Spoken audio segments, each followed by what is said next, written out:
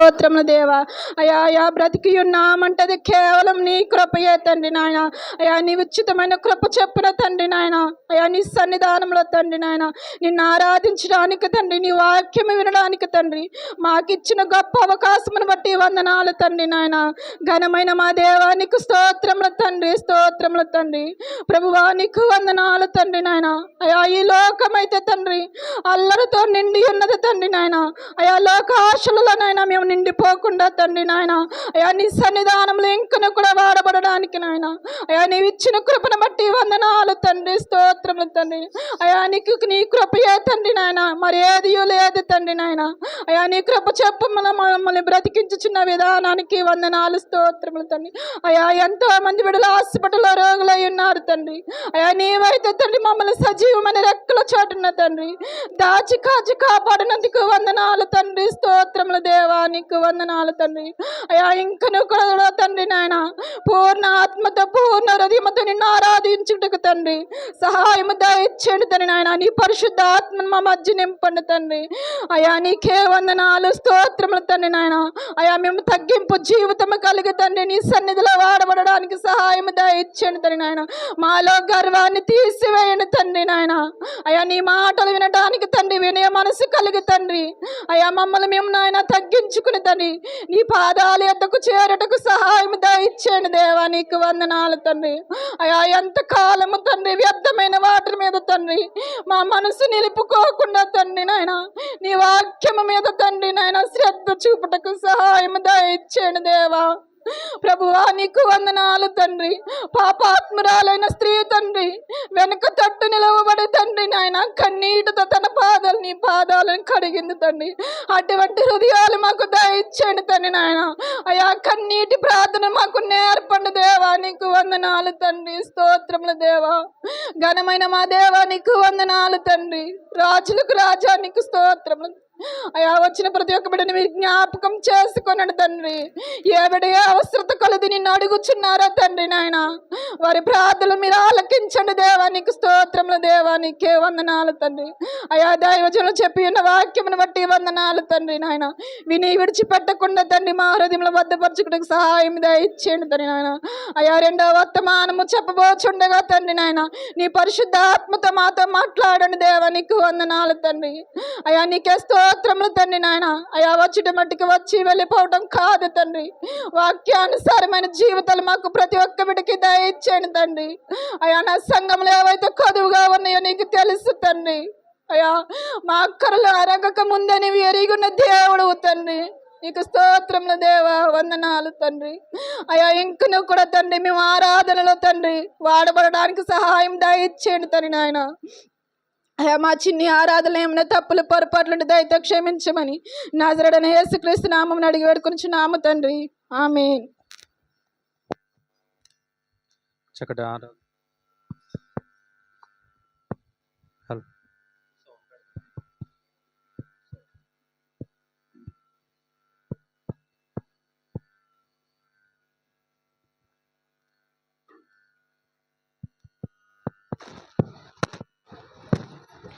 ఆరాధన నడిపించినందుకు దేవుని పేరట వందనాలు. ఈ సమయంలో విజ్ఞాపన ప్రార్థనలు చేద్దామండి. వి మేరీ జ్యోతి గారు, భూలక్ష్మి గారు, శాంతి గారు, శాంతి గారు రాలేదు కాబట్టి లత గారు ముగ్గురు వచ్చి ప్రార్థనలో నడిపిస్తారు. ప్రార్థన తర్వాత వాక్య సందేశం విందాం. వి మేరీ జ్యోతి గారు, వి భూలక్ష్మి గారు, అలాగే లత గారు. మరియమ్మ గారి నిమిత్తం ప్రార్థన చేయండి ఏమండి. అలాగే మమత వారి యొక్క కుటుంబం నిమిత్తం ప్రార్థన చేయండి. అలాగే సరిత వాళ్ళ యొక్క కుమారుడి నిమిత్తం ప్రార్థన చేయండి. అలాగే పలివెల సంతోషమ్మ గారు వారి యొక్క కుటుంబ ఆదరణ గురించి ప్రార్థన చేయండి. ఇంకేమన్నా ప్రార్థన అవసరాలు ఉంటే తెలియపరిస్తే వారు మీ నిమిత్తం ప్రత్యేకంగా ప్రార్థన చేస్తారు.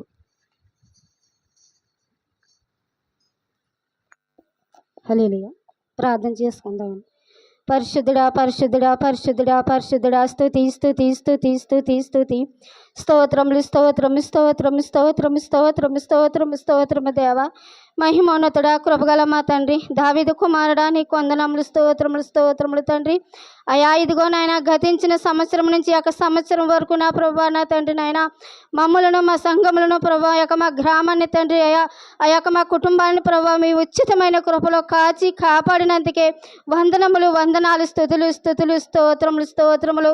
అయా ఎలాగుండి ప్రార్థిస్తున్నామంటే కేవలం అది నీ ఉచితమైన కృపేనా తండ్రి నాయన. అయా నీ మా పైన నీ జాలిని ప్రేమ మాపై చూపించినందుకే వందనాలు ప్రభా నా తండ్రి. అయా ఇటు తెరిచి అటు మాయమైపోయే రోజుల్లో మేమున్నాము నా తండ్రి ప్రభా. అయినప్పటికీ ఈ యొక్క సంవత్సరంలో నీ సన్నిధానములో ప్రభా నా తండ్రి మేము ప్రార్థన చేయడానికి నిలబెట్టుకున్నందుకే నీకు వందనాలు ప్రభా. నీకు స్తోత్రములు స్తోత్రములు ప్రభా. అయా నీకేమి ఇచ్చిన రుణమైతే మేము తీర్చలేము నా తండ్రి నా ప్రభా. అయా మా కొరకు నా యేసయ్య భారమైన సిలువను మోసిన ప్రభా. అయా నీ యొక్క రక్తముతో మమ్మల్ని కొనుక్కున్న అప్పుడే మాకు స్వతంత్ర దినోత్సవం తండ్రి నా ప్రభా. నీకు స్తోత్రములయ్యా. మా కొరకు నువ్వు ఎంతగానో భారమైన సిలువను మోసిన ప్రభా. అయా యొక్క కన్నీరు చుక్కను యొక్క రక్త బిందువుల మార్చుకున్నావు తండ్రి నీ ప్రభా. అయినప్పటికీ మేము మారు మనసు పొందలేకపోతున్నామేమో తండ్రి నాయన. మాకు మారు మనసు అనేది దయచే తండ్రి. నీకు స్తోత్రములు స్తోత్రములు ప్రభా. అయా ఇదిగో నాయన ఇప్పటి వరకు చెప్పుచున్న దాసుని వాక్షన్ బట్టి నీకు వందనాలు ప్రభా. అయా ఇదిగో నాకంటే ముందు చేసిన ప్రభా 8 ప్రార్థనలు కూడా మీరు ఆలకించున్నారని నమ్ముచున్నాము తండ్రి నాయన. అయా ఇదిగో నా ప్రభా నీకు స్తోత్రాలు ప్రభా. ఆరాధనలో కూడా తోడుగా నేడుగా ఉండి నడిపించినందుకే నీకు వందనాలు ప్రభా. ఇంకను యవనస్తులను వాడుకోండి ప్రభా నాయన. అనేక మంది బిడ్డలు ప్రభా నీ రక్షణ మార్గంలో నడుచుకునే భాగ్యాలు దయచే తండ్రి మా నాయన నీకు వందనాలు.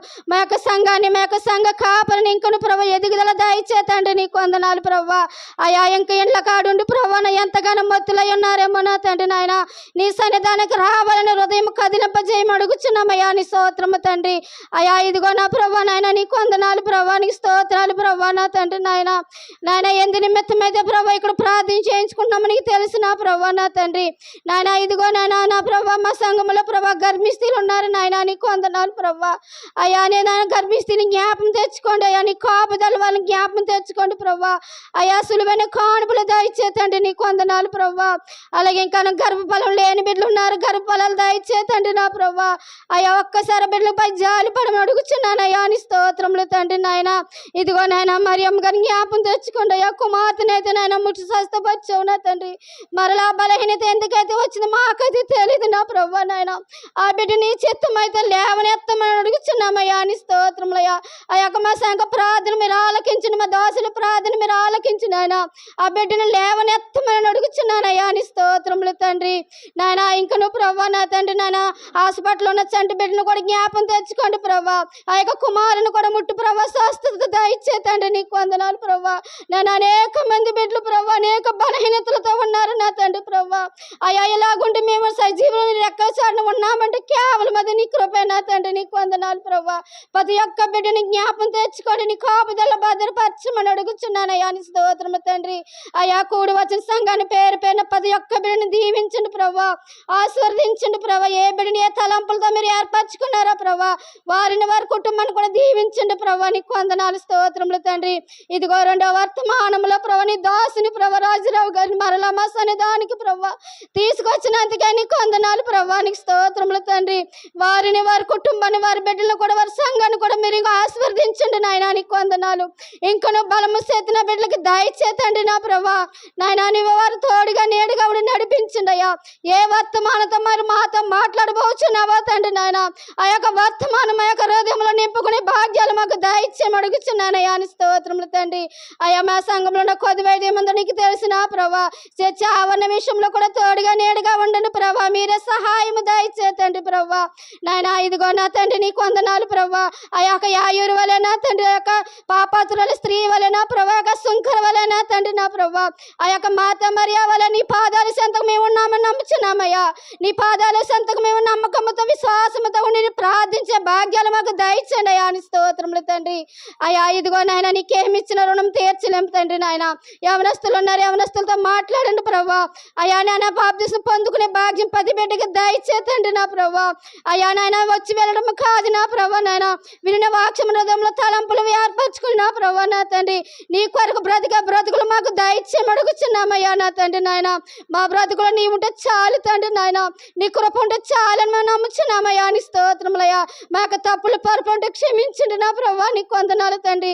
అయ్యా ఎవరినైనా నొప్పించండి, మమ్మల్ని క్షమించండి నా ప్రభా నాయన. మాకు చెడు ఆలోచనలు లేకుండా తీసివేయండి అయ్యా, చెడు తలంపులు లేకుండా తీసివేయండి ప్రభా, నీకు స్తోత్రములు తండ్రి నాయన. మహిమోన్నతుడు గొప్ప దేవుడు ప్రభా నాయన. ఈ రోజు వాక్యం ప్రభా నాయన ఎంతగానో గొప్పగా చెప్పి ఉన్నాము తండ్రి ప్రభా. ఆ యొక్క ఆరాధనలో తోడుగా నేడుగా ఉండి ఇంకను ప్రభా ఇంకా శక్తిని బలము పొందుకునే భాగ్యాలు మాకు దయచేయండి నాయన. నీకేమిచ్చిన రుణమైతే మేము తీర్చలేము నా తండ్రి నా ప్రభు తండ్రి, నీకు వందనాలు. అలాగే నాయన ఇదిగో చంటి బిడ్డలను దీవించండి, వృద్ధులను దీవించండి ప్రభా, నీ స్తోత్రములయ్యా. పాడి పంటలను దీవించండి ప్రభా నా తండ్రి, నీకు వందనాలు ప్రభా నాయన. నీకేమిచ్చిన రుణమైతే మేము తీర్చలేమయ్యా, నీ త్యాగాన్ని మేము మరవలేము నా తండ్రి నా ప్రభా. అయ్యా నీ దాసుని కుటుంబాన్ని కూడా దీవించండి ప్రభా, ఆశీర్వదించండి అయ్యా, నీకు వందనాలు ప్రభా. అయ్యా ఇంకా నాకంటే ముందు ప్రార్థన చేయించుకుంటూ సిద్ధపడుచున్న బిడ్డలు కూడా తోడుగా నేడుగా ఉండయ్యా. అయ్యా నీ ప్రార్థనలో మేము ఇక్కడ మాట్లాడుకునే భాగ్యాలు మాకు దయచేయండి ప్రభా. ప్రార్థన లాంటిదాన్ని ప్రార్థన నేర్పించండి ప్రభా నా తండ్రి నాయన, నీకు వందనాలయ్యా. అయ్యా నీ సన్నిధానానికి నేను దూరం అవుతున్నప్పటికీ నా ప్రభా నాయన నన్ను జ్ఞాపకం చేసుకునే ఒక అవకాశాన్ని నాకు ఇచ్చినందుకే నీకు వందనాలు స్తోత్రాలు చెల్లించుకుంటున్నా ప్రభా. ఈ యొక్క కొద్ది ప్రార్థన పాదాల చెంతకు చేర్చుకోండి ప్రభా. ఈ యొక్క ప్రార్థనలో తప్పులు పొరపాటు క్షమించమని ప్రభా. నన్ను నేను తగ్గించుకుని హెచ్చించుకునే కృపను నాకు దయచేయమని త్వరలో రాబోయే యేసయ్య క్రీస్తు నామమున మిక్కిలి వినయంతో వచ్చిన యొక్క పరమ తండ్రి, ఆమేన్.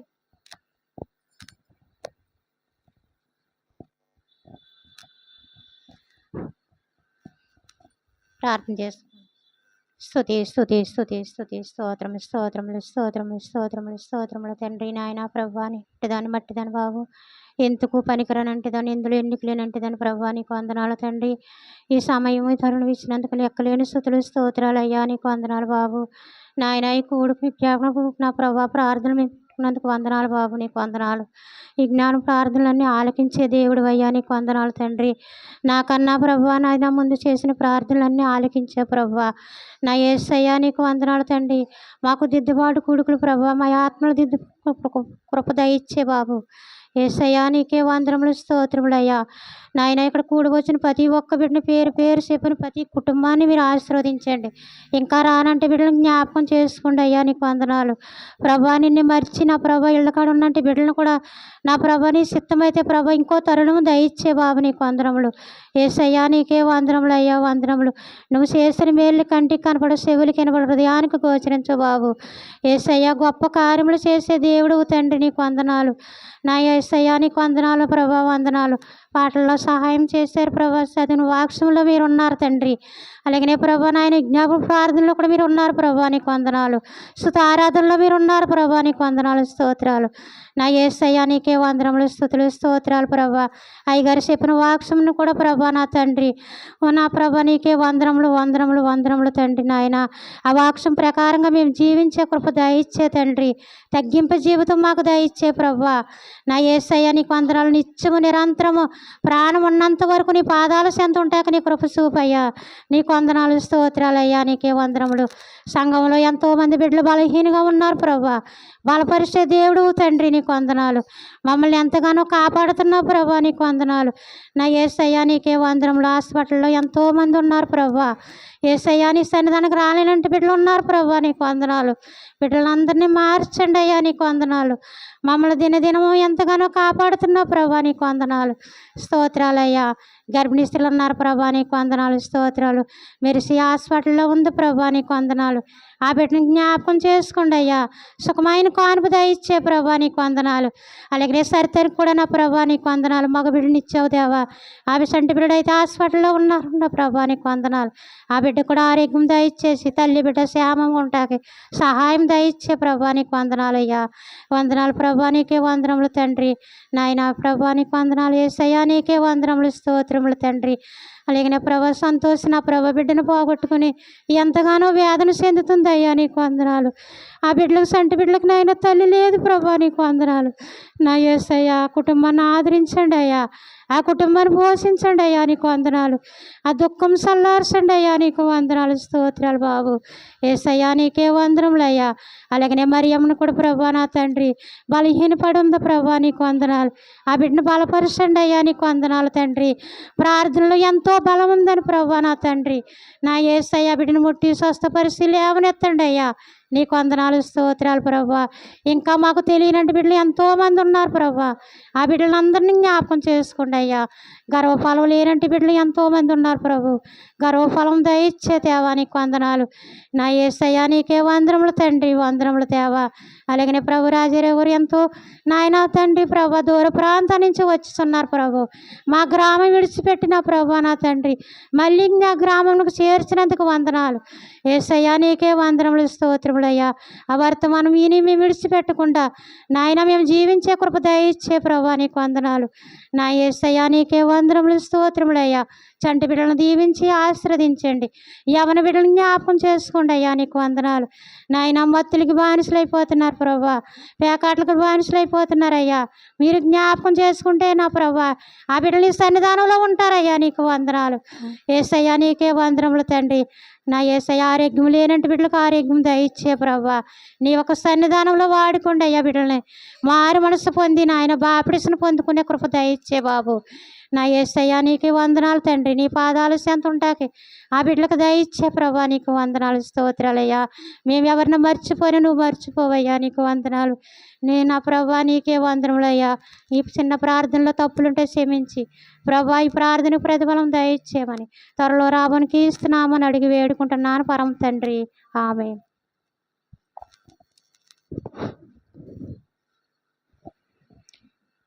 సకల ఆశీర్వాదములకు కారణపుత్రుడైన నా ప్రియ పరలోకపు తండ్రి నీకు వందనాలయ్యా, వందనాలయ్యా, స్తోత్రములయ్యా, స్తోత్రములయ్యా, స్తుతులయ్యా, స్తుతులయ్యా, స్తుతులయ్యా, స్తుతులయ్యా. దేవా నీకు వందనాలు తండ్రి, పరిశుద్ధుడా నీకు వందనాలు తండ్రి, అద్భుతకరుడా నీకు వందనాలు తండ్రి, ఆలోచనకర్త నీకు వందనాలు తండ్రి, సమాధానకర్త నీకు వందనాలు తండ్రి. ప్రభా అయ్యా తండ్రి ప్రభా ఈ దిద్దుబాటు కూడుకలో ప్రభా మేము ఈ రీతిగా ప్రభా కూడుకుని నీ సన్నిధిలో ప్రార్థించడానికి నా ప్రభా నీ యొక్క తండ్రి పరిశుద్ధ వాక్యం వినటానికి నా ప్రభా మీరు మాకు సహాయం చేసినందుకు వందనాలు ప్రభా. అయ్యా నీకు వందనాలు అయ్యా. నా సంఘాన్ని దర్శించండి అయ్యా ప్రభా. నా సంఘంలో ప్రభా సమాధానమును దయచేయండి అయ్యా ప్రభు. నా సంఘమునకు నా ప్రభా ఆరోగ్యమును దయచేయండి అయ్యా తండ్రి ప్రభా. యెహోవా రాఫా స్వస్థపరిచే యెహోవా నేనని సెలవిచ్చారు కాదు బాబు నీకు వందనాలు అయ్యా. అయ్యా సంఘంలో ప్రభా ఎంతమంది అయితే అనారోగ్యంతో నా ప్రభా తండ్రి చిన్న చిన్న బాధలతో నా ప్రభా ఎంతో ప్రభా వేదనతో ఉన్నారయ్యా తండ్రి. వారి వేదనలను తీసివేయని ప్రభా తండ్రి. వేదనంతా తీసివేసిన ప్రభా అయ్యా వారి దుఃఖంనంతా తీసివేయమని అడుగుచున్నాను తండ్రి ప్రభా నీకు వందనాలు అయ్యా తండ్రి. అయ్యా ఈ సన్నిధిలో ప్రభా అయ్యా నిత్యంగా ప్రార్థిస్తే ప్రభు ఎన్నో కార్యాలయ్యా తండ్రి, అనేక కార్యాలను చూసామయ్యా నీకు వందనాలు అయ్యా. అయ్యా అలనాడు నా ప్రభు మా పూర్వీకులు కన్నీటితో విత్తారయ్యా తండ్రి. ఈరోజు మేము సంతోషంగా ప్రభు ఈ సన్నిధిలో ప్రార్థనలు చేయటానికి ప్రభు ఉత్సాహగానాలు చేయటానికి మీరు ఎంతో సహాయం దయచేశారు. అటు దర్శనాన్ని మాకు సహాయం దయచేసినందుకు నీకు వందనాలు బాబు, వందనాలు అయ్యా. అయ్యా నీకు వందనాలు తండ్రి ప్రభు. అయ్యా మరియమ్మ గారు తండ్రి ఈ సన్నిధిలో ప్రభు ఎంతో ప్రార్థన చేసి అయ్యా తండ్రి ఆమె ఎక్కడున్నా కానీ నా పలుమూరు సంఘంలో ప్రార్థన చేస్తే నాకు స్వస్థత అని ఎంతో ప్రభు ఎక్కడికి వెళ్ళినా సాక్ష్యం చెప్తుంది. ఆ బిడ్డను ముట్టిండి అయ్యా తండ్రి.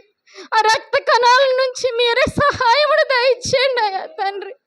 ఏమైతే ప్రభు రక్తం నా ప్రభు గడ్డ కడుతుందో తెలియదు, రక్త కణాలు ఏమవుతున్నాయో తెలియదు, మాకేమీ తెలియని వాళ్ళు అయ్యా ఒక్కసారి దర్శించిన బిడ్డను ప్రభు ఎసయ్యా కుటుంబానికి మీరు సహాయమును దయచేయమని అడుగుతున్నాను అయ్యా తండ్రి. సరిత బిడ్డను దీవించండి ప్రభు. ఎంతో గొప్ప కార్యం చేశారు అయ్యా తండ్రి. మీ కార్యములకి మేమేమీ చెల్లించలేను కానీ ప్రభు స్తోత్రములు చెప్పగలం అయ్యా నీకు వందనాలు తండ్రి. సరిత బిడ్డను దీవించండి అయ్యా, ఆశీర్వదించండి అయ్యా. అయ్యా తండ్రి బిడ్డకి కావలసినట్టు బరువు రావటానికి ఇంటికి త్వరగా తీసుకురావడానికి సహాయమును దయచేయమని అడుగుతున్నాను అయ్యా. వందనాలు బాబు. అయ్యా నీకు వందనాలు తండ్రి. మెర్సిని దీవించండి అయ్యా. అయ్యా బిడ్డ పట్ల మీరు కాపుదలను దయచేయండి అయ్యా తండ్రి. సుఖమైన ప్రసవం రావడానికి సహాయమును దయచేయండి అయ్యా.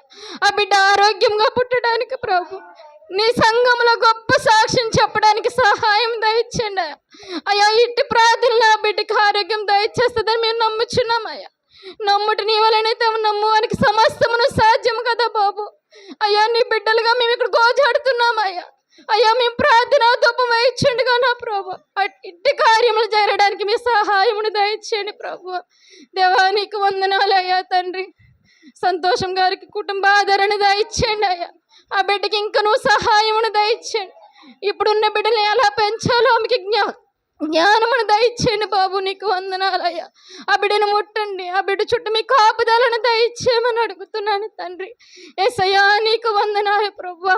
అయ్యా తండ్రి, ఎవరైతే నా ప్రభువా చదువుకుని ఉట్టిగా ఉన్నారో ప్రభు, వారి చేతి పనులు వారికి స్థిరపరచండి అయ్యా. వారి చదువుకి కావాల్సిన ఉద్యోగాలు వారికి దయచేయమని అడుగుతున్నాం ప్రభా. నీకు వందనాలు బాబు. యేసయ్యా నీకు వందనాలు అయ్యా. గొప్ప వివాహాలు జరగడానికి సహాయమును దయచేయండి. ఇట్టు ప్రార్థనలు వాళ్ళు ప్రభు, మేము ప్రభు మంచి వివాహాలు చేసుకున్నామని సాక్ష్యం చెప్పే భాగ్యమును దయచేయమని అడుగుతున్నాను ప్రభు. నీకు వందనాలు అయ్యా తండ్రి. అయ్యా గర్భఫలము లేక ఎంతో వేదనతో ఉన్నామయ్యా. నీ సన్నిధిలో మొరపెడుతున్నామయ్యా. మీ కాపుదలను దయచేయండి. నీ చిత్తమైతే నా ప్రభు, నీ చిత్తం కానిది ఏమీ జరగదు. కానీ ప్రభు నీ సన్నిధిలో ప్రభు నిరీక్షణతో ఎదురు చూస్తున్నామయ్యా ప్రభు. సహాయమును దయచేయమని అడుగుతున్నానయ్యా ప్రభు. యేసయ్యా నీకు వందనాలు. నా సంఘ స్థల సరిహద్దులను యేసు నామములో విస్తరింప దయచేయమని అడుగుచున్నానయ్యా. అనేక మంది సన్నిధులనికి రావడానికి సహాయమును దయచేయమని అడుగుతున్నానయ్యా. యవనస్తులను ముట్టమని అడుగుచున్నామయ్యా. అయ్యా మా పూర్వీకులు ఎంతో మంది నా ప్రభు తాగుడికి బానిసైపోయి ప్రభు మత్తులో ఉండి ప్రభు పేకాటాడుతూ ఉండేవారయ్యా. ప్రార్థనలకి ప్రతిఫలమును దయచేసి ఇప్పుడు ఉన్న మొత్తుని యేసు నామములో విడుదలను దయచేయమని అడుగుతున్నానయ్యా. చిన్న బిడ్డ మొదలుకుని నా ప్రభు, పెద్దవారు కూరిన ప్రభు, మీరు ప్రభు మొత్తులో ఉన్నారయ్యా. ఆ మొత్తుని తీసివేయండి అయ్యా. నీకు వందనాలు. నీ కంచె వేయండి అయ్యా. అయ్యా నీ రక్తాన్ని ప్రోక్షించమని అడుగుతున్నాను తండ్రి. స్తోత్రములు బాబు, స్తోత్రములు బాబు. నీకే వందనాలయ్యా తండ్రి. అనేక మారులు నీ సన్నిధిలో ప్రభు నా సన్నిధిని సిగురించమని అడిగామయ్యా తండ్రి. మొద్దుకాయలో చిగురు పుట్టినట్టుగా పలువురు సంఘంలో చిగురు పుట్టిందయ్యా. నీకు వందనాలు తండ్రి. ఈ చిగురుని ఇంకా నా అభివృద్ధి దయచేయమని అడుగుతున్నామయ్యా తండ్రి. నీకే వందనాలు బాబు. అనేక మన ఆత్మలు రక్షించడానికి సహాయమును దయచేయండి అయ్యా. ఈ భారమైన ప్రార్థనకి ఫలితమును దయచేయమని అడుగుతున్నామయ్యా. నీకే వందనాలయ్యా. అనేక మర్మములు వినడానికి అయ్యా, ప్రతి వాక్యం మా హృదయంలో భద్రపరచుకోవడానికి, మా జీవితంలో ప్రభాద అప్లై చేసుకోవడానికి మీరు సహాయం దయచేస్తారని ఆశతో అడుగుచున్నామయ్యా. మా ఆశను తీర్చండి అయ్యా తండ్రి. నీకే వందనాలు బాబు. ఏమి ఇవ్వలేమయ్యా. నీకు వందనాలు, స్తోత్రములు తండ్రి.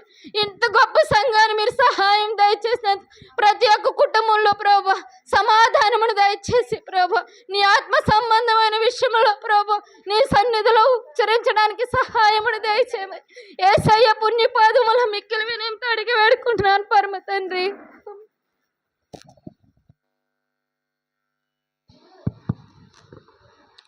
ప్రార్థించినందుకు దేవుని పేరట వందనాలు. ప్రార్థించిన ప్రతి ఒక్కరికి క్రీస్తు వారి పేరట వందనాలండి. మరి యొక్క సమయంలో ముఖ్య వాక్యోపదేశకులుగా మన మధ్యలో ఉన్నటువంటి దైవ సేవకులు రాజారావు గారు మన మధ్యలో ఉన్నారు. కాబట్టి చప్పట్లు కొడుతూ వారిని ఆహ్వానిద్దాం. ఈ యొక్క సమయాన్ని వారికి అప్పగిద్దాం.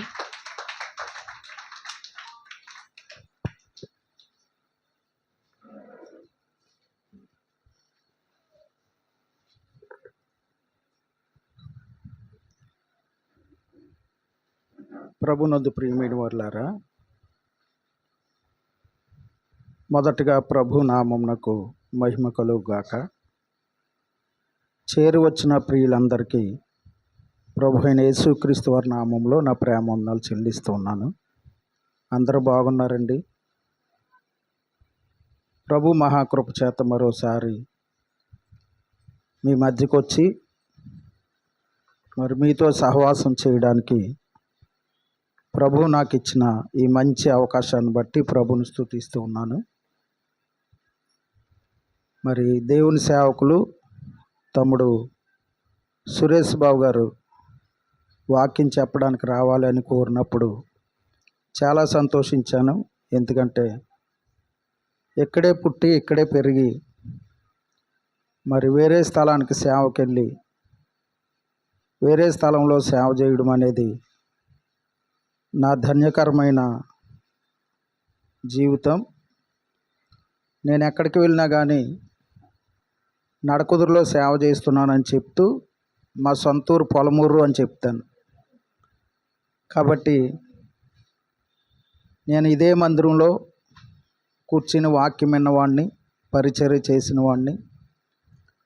కృపానందం గారు మరి మీలో ఎంతమందికి తెలుసో చనిపోయారు, ప్రభు దగ్గరికి వెళ్ళారు.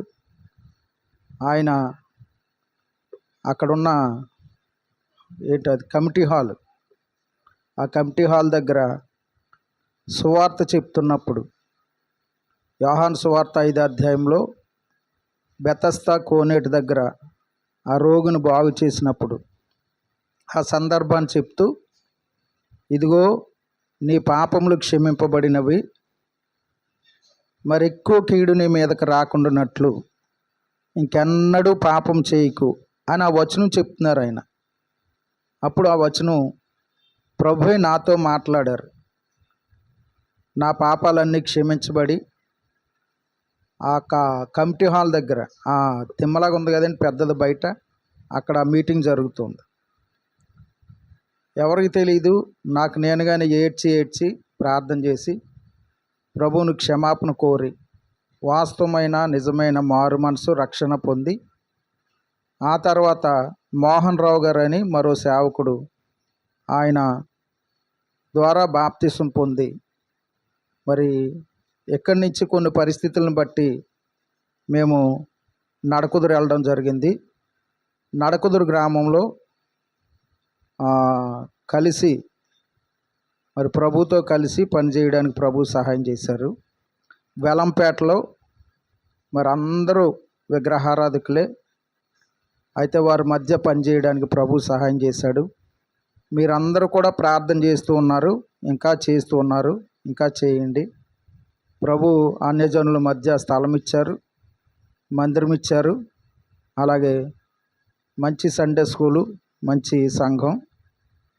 మరి నాకు ఇవ్వబడిన 2 పిల్లలు, ఒకరు పెద్ద పాప, ఇద్దరు ఇక్కడ పుట్టిన వాళ్ళే, పొలమూరులోనే పుట్టారు. అయితే పెద్ద పాప పిఠాపురంలో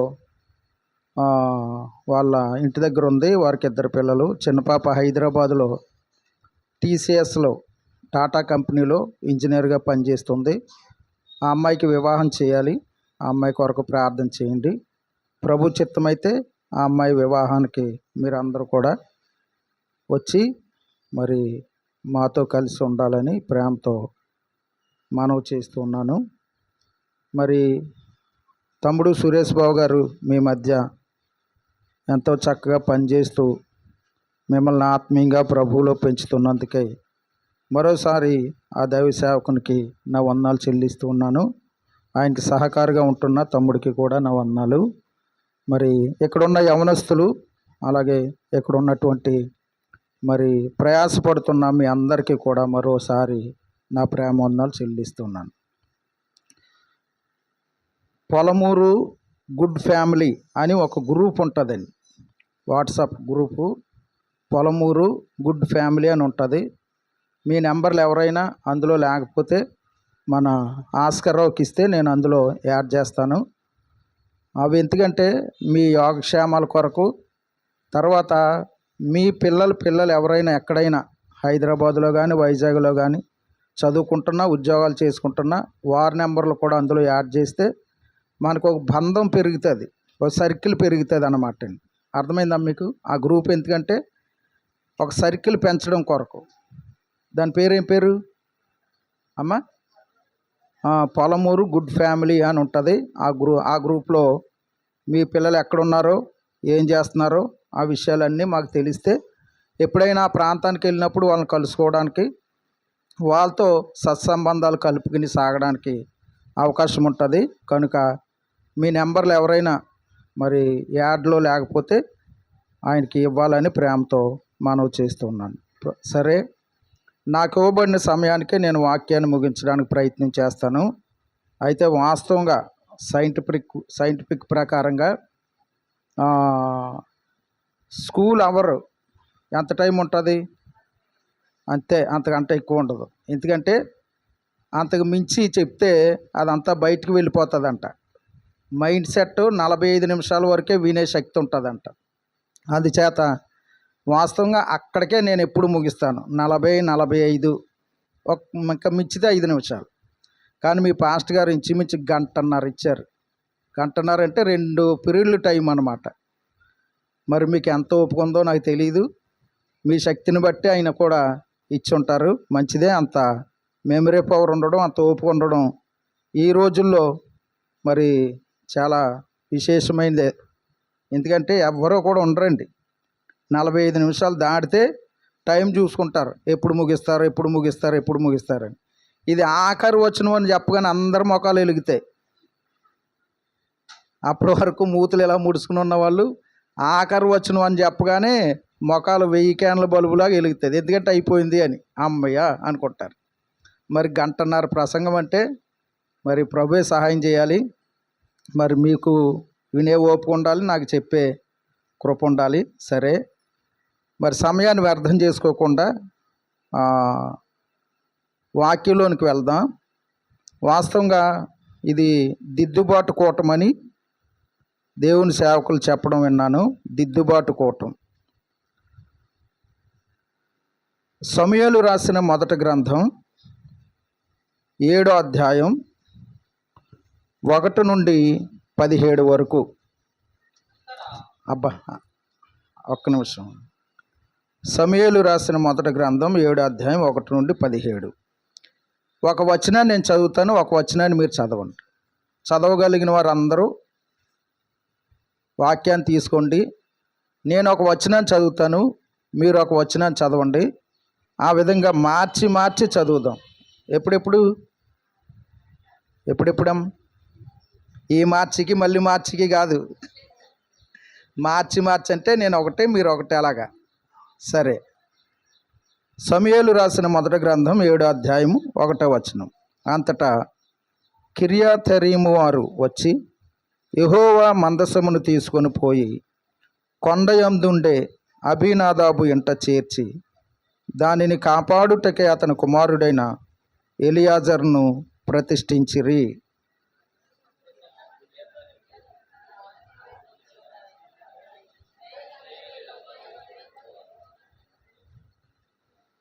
చదివిన తర్వాత విషయాన్ని గ్రహించండి.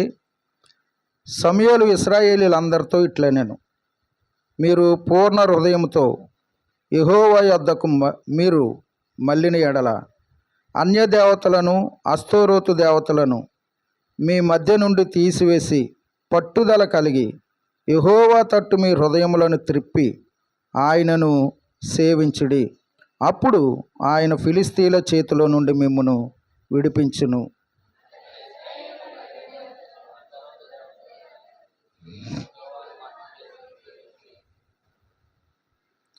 అంతటా సమూయేలు ఇశ్రాయేలీలందరినీ మిస్పాకును పిలువనంపుడి, నేను మీ పక్షమున యెహోవాను ప్రార్థన చేతునని చెప్పగా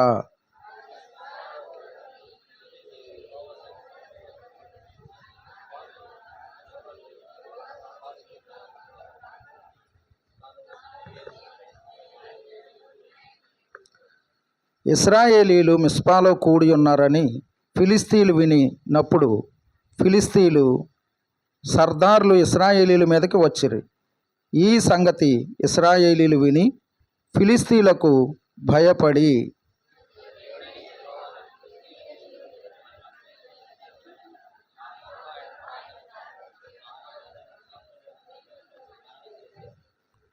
సమూయేలు పాలు విడవని ఒక గొర్రెపిల్లను తెచ్చి యెహోవాకు సర్వాంగ బలిగా అర్పించి ఇశ్రాయేలీల పక్షమున యెహోవాను ప్రార్థన చేయగా యెహోవా అతని ప్రార్థనను అంగీకరించెను.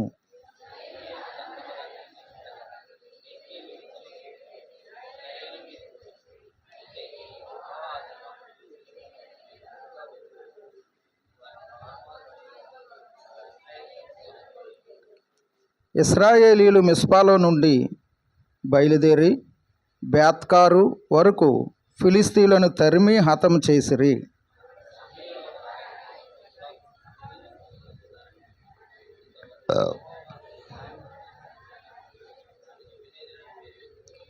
ఇలాగున ఫిలిస్తీన్లు అనపబడిన వారై ఇశ్రాయేలీల సరిహద్దులోనికి తిరిగి రాక ఆగిపోయిరి. సమూయేలు ఉండిన దినములన్నిటను యెహోవా హస్తము ఫిలిస్తీయులకు విరోధముగా ఉండెను.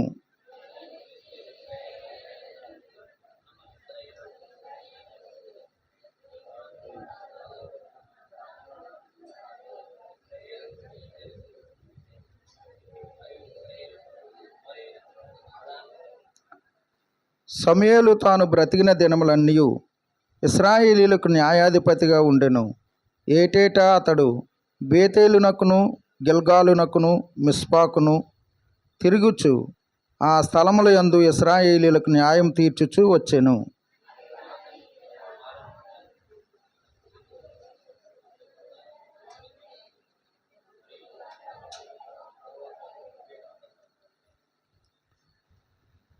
చిన్న ప్రార్థన చేసుకుందామండి. మహాపరిశుద్ధుడును మహోన్నతుడు అయిన మా కన్న తండ్రి, క్రీస్తు యేసు ప్రభు నామంలో మీకు స్తోత్రములు కృతజ్ఞతాస్తుతులు చెల్లిస్తూ ఉన్నాం. పాపులమైనప్పుడు, దోషులమైనప్పుడు, శాపగ్రస్తులమై ఉన్నప్పుడు మమ్మలను ప్రేమించి మీ కుమారుడు మా ప్రభు అయిన యేసుక్రీస్తు వారిని ఈ లోకానికి పంపించి ఆ ప్రియుని యొక్క త్యాగము ద్వారా మమ్మల్ని రక్షించినందుకే మీకు స్తోత్రములు. ఆ ప్రియుడు మా కొరకు తన్ను తాను తగ్గించుకుని రిక్తుడై, దాసుడై, సేవకుడై, పరిచారకుడై, దీనుడై, దరిద్రుడై పుట్టి పెరిగి నిండి యవనంలో మా కొరకు ఆ కలవరి సిలువలో బలి అయిపోయినందుకే మీకు స్తోత్రములు. ఆయన కార్చిన రక్తం ద్వారా మాకు విమోచన, విడుదలనిచ్చారు. ఆయన సమాధిని గెలిచిడి ద్వారా, లేచిడి ద్వారా చావుని, మరణాన్ని ఓడించారు. ప్రభా, మీరు ఆశీర్వదిస్తూ పరలోకానికి వెళ్ళి తండ్రి కుడిపార్శ్వమున కూర్చున్నారు. మీ ఆత్మని లోకానికి పంపించారు. అన్యజనులమైన మామ్ములను దేవునితో సమాధానపరిచారు. మీ సంఘంలో చేర్చారు. మీతో సహవాసం మాకు ఇచ్చారు. అందుకే మీకు స్తోత్రము. వాస్తవానికి ఈ అర్హతకు, ఈ యోగ్యతకు మేము అర్హులం కానే కాదు. కేవలం మీ కృపే మమ్మల్ని ఇంతగా రక్షించి హెచ్చించినందుకే మీకు స్తోత్రములు. పొలమూరు గ్రామాన్ని రక్షించండి. ఇంకా మిమ్మల్ని నమ్మని వారు అనేకులు ఉన్నారు. వారందరినీ రక్షించండి. ఇదిగో ప్రభా, ఇక్కడున్న స్థానిక సంఘాన్ని బట్టి మీకు స్తోత్రాలు. వందల సంవత్సరాలుగా ప్రభా, శతాబ్దాల సంవత్సరాలుగా ఇక్కడ మీరు సేవ జరిగించుచున్నందుకే మీకు స్తోత్రాలు. ఆ వరుసలో తమ్ముడు సురేష్ గారు వీరి మధ్య పనిచేయడానికి మీరు ఇచ్చిన కృపకే స్తోత్రములు. ఇదిగో నాయన, ఈరోజు ఈ దిద్దుబాటు కూటంలో మొదటగా మీరు మాట్లాడినందుకే మీకు స్తోత్రములు. రెండవదిగా నిలిచిన నన్ను అంగీకరించండి. ప్రజలకు ఏది అవసరం, ఎవరికి ఏది అవసరం, మీరే మాట్లాడి మహిమ పొందండి.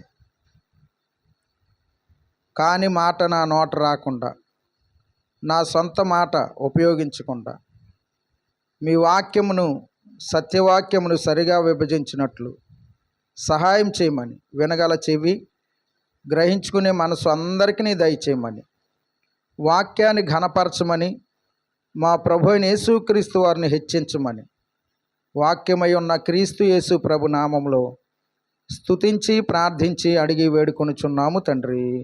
ఆమేన్. ప్రభునందు ప్రియమైన వారలారా, ఈ కూటం దిద్దుబాటు కూటమని మరి దేవుని సేవకులు తెలియజేశారు. మంచిదే. అప్పుడప్పుడు దిద్దుబాటు కూటం మంచిదే, కానీ ప్రతిరోజు మీరు దిద్దుబాటు కలిగి ఉండడం మరీ మంచిది. అప్పుడప్పుడు దిద్దుబాటు కలిగి ఉండడం మంచిదే, కానీ ప్రతిరోజు దిద్దుబాటు కలిగి ఉండడం చాలా మంచిది కదండి. అప్పుడప్పుడు స్నానం చేయడం మంచిదా, రోజు చేయడం మంచిదా? అంతే కదండి. అప్పుడప్పుడు బ్రష్ చేయడం మంచిదా, రోజు చేయడం మంచిదా? అందుకని మనం దేవుని సన్నిధిలో వ్యక్తిగతంగా ప్రతిదినం కూడా మనం దిద్దుబాటు చేసుకోవడం చాలా అవసరం. సంవత్సరానికి ఒక్కసారి కాదు, ప్రతిదినం చదవబడిన లేఖన భాగాల్లోనికి వెళ్ళకముందు ఇశ్రాయేలీలందరూ కూడా సమూయేలు దగ్గరకు వచ్చి ఆయన కోరుకున్న ఆ విషయాన్ని మనం 7వ అధ్యాయంలో చదువుకున్నాం. వాస్తవంగా వారు కూడా దిద్దుబాటు కొరకే వచ్చారు. ఎందుకు వచ్చారు? దిద్దుబాటు కొరకే వచ్చారు. ఎక్కడికి వచ్చారంటే సమూయేలు గారి దగ్గరకు వచ్చారు. మీ మందిరంలో ఉన్నారు సమూయేలు పేరున్న వాళ్ళు ఉన్నారా? ఆయన దగ్గరికి వెళ్ళకండి. దిద్దుబాటు అనేది చాలా అవసరం. ఇశ్రాయేలీలు ప్రజలు దిద్దుబాటు చేసుకోవడానికి వారి జీవితాలలో ఉన్నటువంటి ఆ లోపం ఏంటి, ఆ బలహీనత ఏంటి, వారు వెనకబడిన సంగతి ఏంటి, ఆ సంగతులు మనకు అర్థమైతేనే వారు ఎందుకు దిద్దుబాటు చేసుకోవాలనుకున్నారో మనకు అర్థమవుతుంది. అంతే కదండి. మీకు జ్వరం వచ్చిందని తెలిస్తేనే నాకు జ్వరం వచ్చిందని హాస్పిటల్కి వెళ్తారు. మనలో ఏ లోపం ఉందో మనకు అర్థమైతే మనం దేవుని దగ్గరికి వెళ్ళి, ప్రభా నేను ఈ లోటు కలిగి ఉన్నాను, ఈ బలహీనత కలిగి ఉన్నాను, ఈ పాపం కలిగి ఉన్నాను, నన్ను దిద్దు, నన్ను సరిచేయి అని చెప్పగలం కదండి.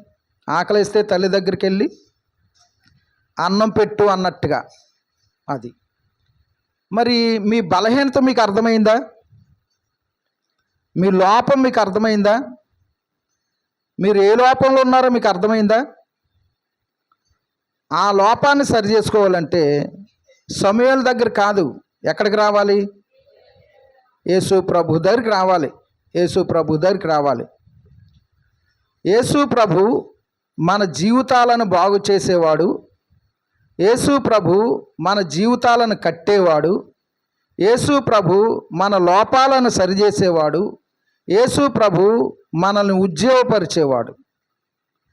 మీకు ఏ చిన్న సమస్య ఉన్నా, ఏ బలహీనత ఉన్నా దాని నుండి మీరు విడిపించుకోవాలనే ప్రయత్నం ఎన్నడూ చేయకూడదు. ఎందుకని చేయకూడదు? ఎందుకని చేయకూడదంటే మీరు ప్రయత్నం చేసి ఓడిపోతారు తప్ప దానిలో నుండి బయటికి రాలేరు. ఎందుకని? 31వ తారీఖుని, జనవరి 31వ తారీఖుని అనుకుంటాడు మహానుభావుడు, నేను రేపు నుంచి తాగను అనుకుంటాడు. ఎప్పటి నుంచి? 31వ తారీఖుని రాత్రి. ఎన్ని రోజులు ఉంటాడు? ఒక 3 రోజులు ఉంటాడు. 4వ రోజుని పడిపోతాడు. అదే నీవు నీ నిర్ణయం కాకుండా దేవుని నిర్ణయానికి, దేవుని చేతికి నీ బలహీనతను అప్పగిస్తే దేవుడు దాని నుండి నిన్నేం చేస్తాడు? పరిపూర్ణంగా విడుదల చేస్తాడు. మామూలుగా కాదండి, పరిపూర్ణంగా విడుదల చేస్తాడు. అది పరిపూర్ణంగా విడుదల చేసే శక్తి దేవుని దగ్గర ఉంది. అసంపూర్ణంగా విడుదల పొందే శక్తి మనుషుడి దగ్గర ఉంది. అందుకని మీ నిర్ణయాల మీద మీరు ఆధారపడకండి. ఇశ్రాయేలీల యొక్క ప్రజల యొక్క పరిస్థితి ఎట్లా ఉంది? ఇశ్రాయేలీల ప్రజల యొక్క పరిస్థితి ఎట్లా ఉంది? వాస్తవంగా వారి పరిస్థితి పడిపోవడం, లేవడం, పడిపోవడం, లేవడం, పడిపోవడం, లేవడం, దేవునికి విరోధంగా జీవించడం, ఇదే పరిస్థితి. మోషే కాలంలో అలాగున్నారు. ఆ తరం వెళ్ళిపోయిన తర్వాత యెహోషువ కాలంలో వచ్చిన కొత్త తరం కూడా అట్లాగే ఉన్నారు.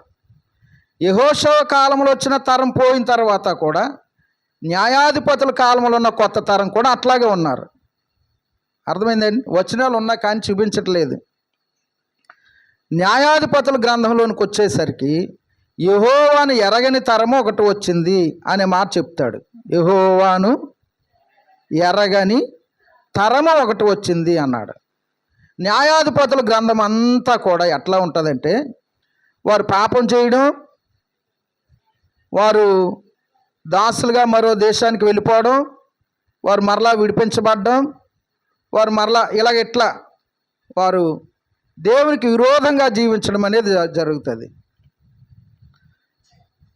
అంతటా వారికి రాజు లేనందున ప్రతివాడు తనకిష్టం వచ్చినట్లు తిరిగెను అనే మాటతో ఆ గ్రంథం ముగిస్తాడు.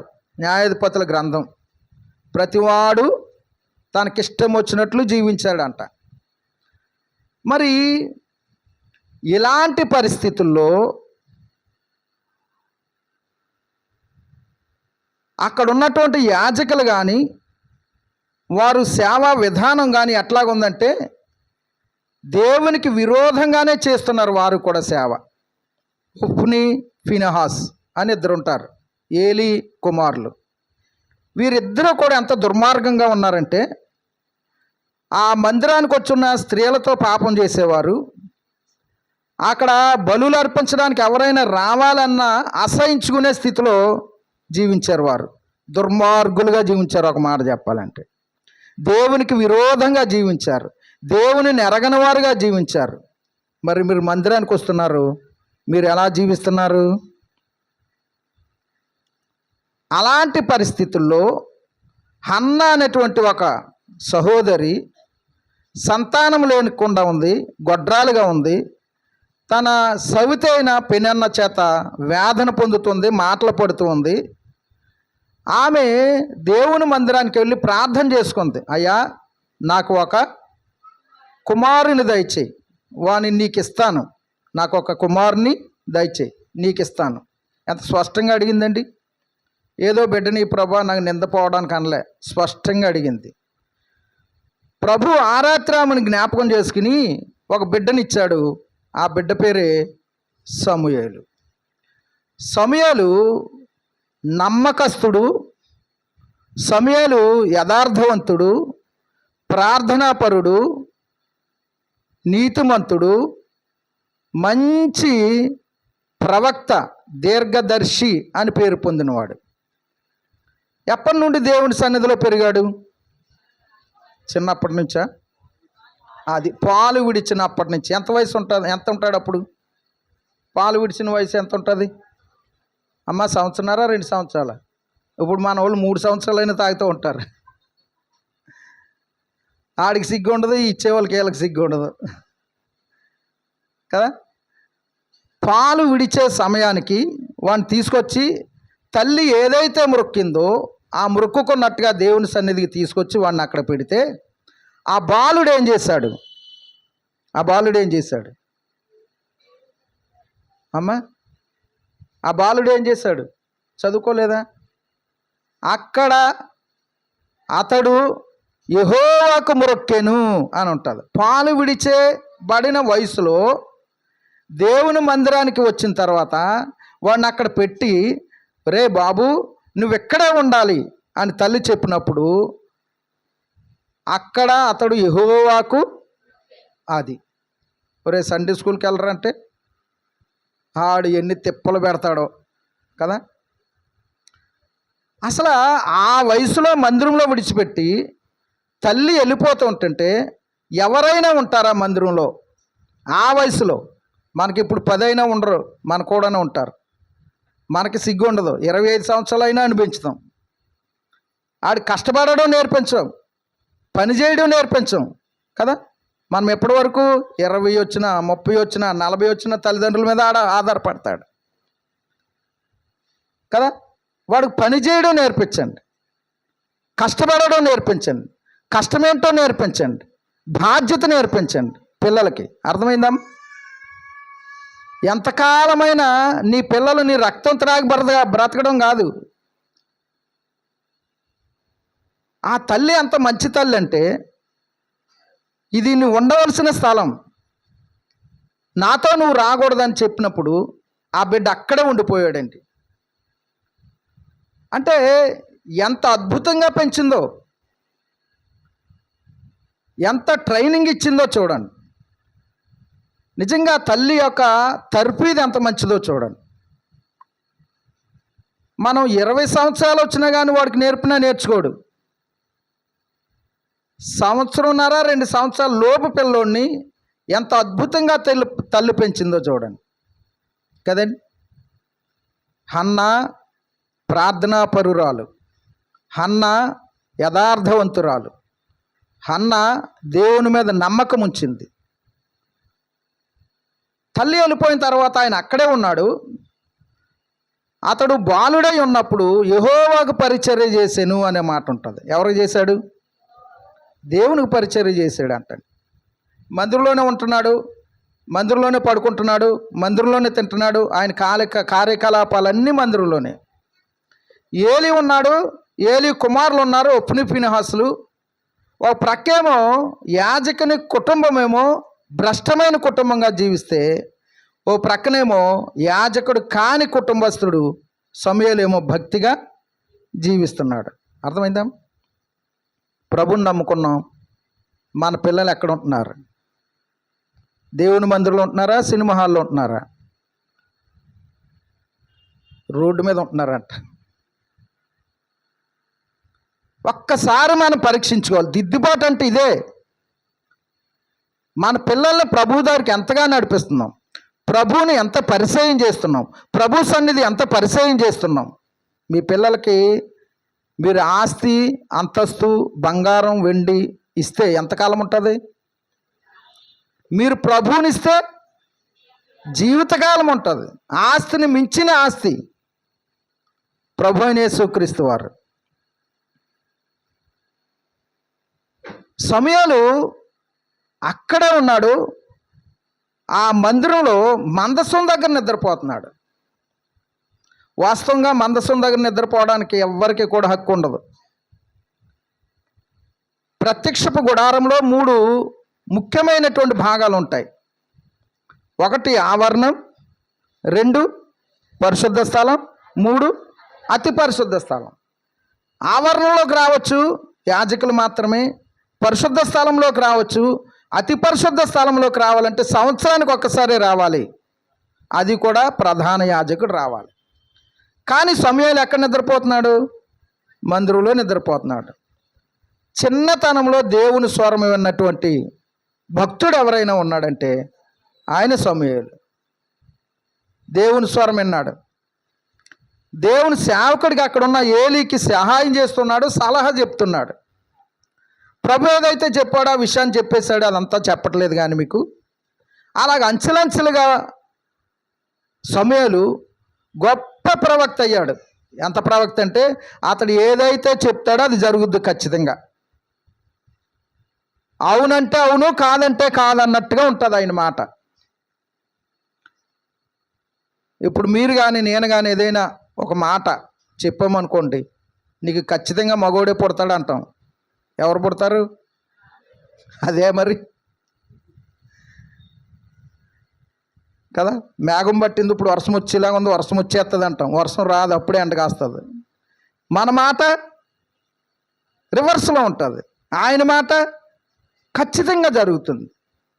అంటే ఎంత భక్తి ఉందో చూడండి ఆయన దగ్గర. దేవుడు ఆయన మాటను స్థిరపరుస్తూ ఉన్నాడు. దేవుడు ఆయన మాట మీద గౌరవం ఉంచుతున్నాడు, ఆయన మాటను నెరవేరుస్తున్నాడు. అలాగైతే సమూయేలుకి ఎక్కడ అవమానం కానీ సిగ్గు కానీ కలగకుండా ఆ ప్రజల మధ్యలో సమూయేలుని దేవుడు ఏం చేస్తున్నాడు? ఘనపరుస్తున్నాడు. నన్ను ఘనపరచు వారిని నేను ఘనపరుస్తాను కదండి. మరి మీ జీవితాల్లో దేవునిని ఘనపరుస్తున్నారా?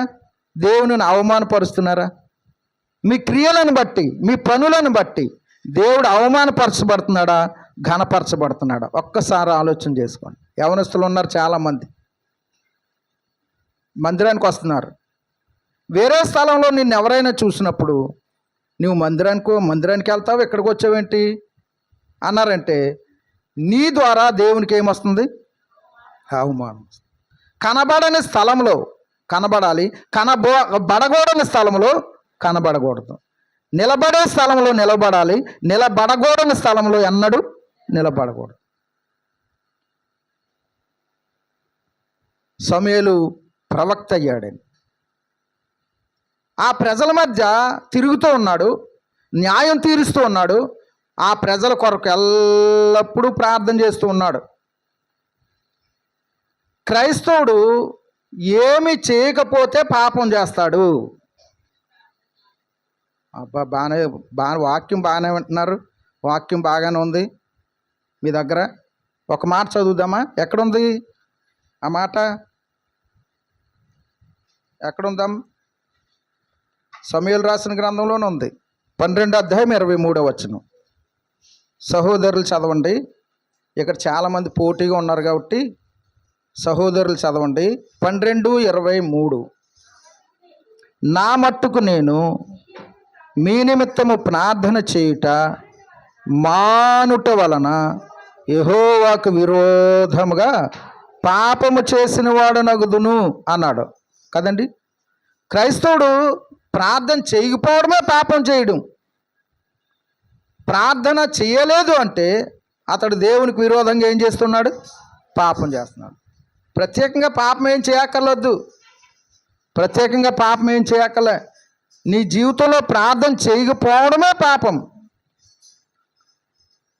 సౌలు దమస్కలో రక్షింపబడిన తర్వాత అతడు ఒక గదిలో ఉంచబడినప్పుడు అతడు ప్రార్థన చేస్తున్నాడు. ఈ సంగతి ఎవరికి తెలిసింది? మనుషులకు తెలియలేదు, దేవునికి తెలిసింది. అననీయతో అంటున్నాడు, ఇదిగో అతడు ప్రార్థన చేయుచున్నాడు అన్నాడు. ఎంత గొప్ప సంగతి అండి. మీరు గదిలోనికి వెళ్ళి ప్రార్థన చేస్తే మిమ్మల్ని చూసేవాడు ఎవరు? దేవుడే. మీ ప్రార్థన వినేవాడు ఎవడు? దేవుడే. కానీ మనుషులు చూడరండి కదా. పేతురు రాసిన పత్రికలు అంటాడు పేతురు గారు, ప్రార్థన చేయవారు వైపు ఆయన చెవులు, ఆయన కన్నులు ఉండును అన్నాడు. టీవీ దగ్గర కూర్చుంటే ఉండవు ఆయన కన్నులు. మీరు వేరే వేరే కార్యక్రమాల్లో ఉంటే ఉండవు. మీరు ప్రార్థన చేస్తే ప్రార్థన చేసేవారు వైపు ఆయన చూస్తాడు. ఆయన చెవులు ఆరు వైపే ఉంటాయి. ఎందుకని? మీరు ఏం అడగబోతున్నారో, ఏం చెప్పబోతున్నారో, ఏ దుఃఖంలో ఉన్నారో, ఏ బాధలో ఉన్నారో, ఏ విషయం చెప్పబోతున్నారో అని శ్రద్ధగా వినేవాడు మన ప్రభు. అడగడం మనంతు, చేయడం ఆయన వంతండి. ప్రభువే చెప్తాడు, నా నామం పేరట తండ్రిని మీరు ఏది అడిగినను నేను దానిని చేతును, మీరు నన్ను ఏం అడిగినను దానిని చేతును. ఎవరు చేస్తారు? ప్రభువే చేస్తాడు. దూతలకు అప్పగించడు. నేను చేతును అన్నాడంటే ఆయన ఎంత గొప్ప వాగ్దానం ఇస్తున్నాడో చూడండి. నేను చేతును. యోహాను సువార్తలో మాట ఉంటుందండి. అలాగైతే మనకి ఏదైనా కష్టం వచ్చినప్పుడు, మనకి ఏదైనా ఇబ్బంది కలిగినప్పుడు మనం దేవుని సన్నిధికి వెళ్ళి స్పష్టంగా ప్రభుకి ఏం చేయాలి? ప్రార్థన చేయాలి. ప్రార్థన విశ్వాసకి ఇచ్చిన గొప్ప ఆయుధం. ప్రార్థన విశ్వాసకి ఊపిరి. ప్రార్థన విశ్వాసకి బలం. ప్రార్థన విశ్వాసకి క్షేమం. ప్రార్థనను నిర్లక్ష్యం చేసినా పాపమే, ప్రార్థనను చేయకపోయినా కానీ పాపమే. యవనస్తులారా, యవనరాండ్రులు చాలామంది ఉన్నారు. మీ జీవితాలలో మీరు దీవించబడాలి అంటే మీరు ప్రభు దగ్గర ఏం చేయాలి? మీ జీవితం కొరకు ప్రార్థన చేయాలి. మీ భర్త కొరకు ప్రార్థన చేయాలి. నీ భార్య కొరకు ప్రార్థన చేయాలి. నీవు ఒకరిని ఏర్పాటు చేసుకుని ప్రభు ఇతన్ని ఇవ్వు ఏమినివ్వు అని చేయడం కాదు. అర్థమైందమ్మా? మీరు ఎవరినో ప్రేమించి ఆ పేరు బట్టి ఆయనకి చెప్పడం కాదు. లేకపోతే మీరు కొలతలు కొలిసి నాకు ఇంత హైటు, ఇంత కలరు, ఇంత చదువు ఈడి కావాలంటాం కాదు. నాకు ఎవరి క్షేమమో వారిని నువ్వేం చేయాలి? ఇవ్వాలి అని ప్రార్థన చేయాలి. నీకంటే, నీ తల్లిదండ్రుల కంటే నీ క్షేమం బాగా తెలిసినవాడు ఎవరు? మరి దేవుడు అని తెలిసినప్పుడు నీ విషయాలలో దేవునికి ఏం చేయాలి? అప్పగించాలి, అధికారం ఇవ్వాలి. అది నీకు క్షేమం. ఇశ్రాయేలీల ప్రజలు ఒకనాడు ఫిలిస్తీన్లకును ఇశ్రాయేలీలకు యుద్ధం వచ్చినప్పుడు మొదటిసారి ఓడిపోయారు. మరలా యుద్ధానికి వెళ్ళినప్పుడు వారు ఏమనుకున్నారంటే మందసాన్ని యుద్ధ భూమిలోకి తీసుకెళ్తే మనకు జయం వస్తుంది అనుకున్నారు. కానీ మందసాన్ని తీసుకెళ్ళినా కానీ వారు ఏమైపోయారు? అదే మందసాన్ని తీసుకెళ్ళాక ఎందుకు ఓడిపోయారు అమ్మా?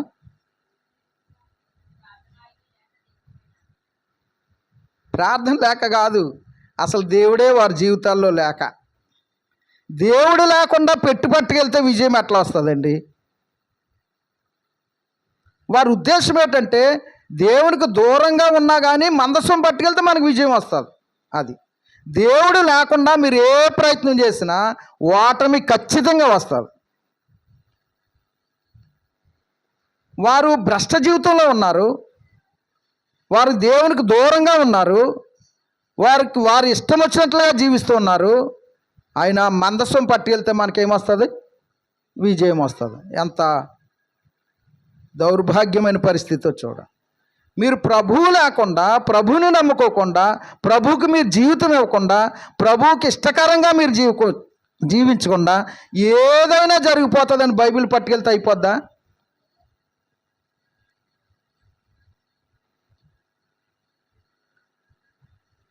ఫిలిస్తీన్ల చేతిలో ఇశ్రాయేలీలు ఓడిపోయినప్పుడు వారేం చేశారంటే ఆ మందసాన్ని తీసుకుని వాళ్ళ దేశానికి వెళ్ళిపోయారు. అప్పుడు ఫినెహాసు భార్య గర్భవతి అయ్యి ఆ మాట విన్నప్పుడు ఆమె బిడ్డను కంటూ ఆ మాట వింది. అప్పుడు ఆమె ఒక మాట చెప్పింది. ఆ బిడ్డకి ఈకాబోదు అని పేరు పెట్టింది. ఏ పేరు? ఈకాబోదు. రెండో ఈ, మొదటి ఈ కాదు, ఈకాబోదు. ఈకాబోదు అంటే ప్రభావము ఇశ్రాయేలీలో నుండి పోయింది అంది కదండి. ప్రభావము ఇశ్రాయేలీలో నుండి పోయింది. ప్రియులారా, మన సంఘానికి వస్తున్నాం, దేవునితో ఉంటున్నాం, ఆరాధన చేస్తున్నాం. ప్రభావం ఉందా? పోయిందా? ప్రేమ ఉందా? పోయిందా? సమాధానం ఉందా? పోయిందా?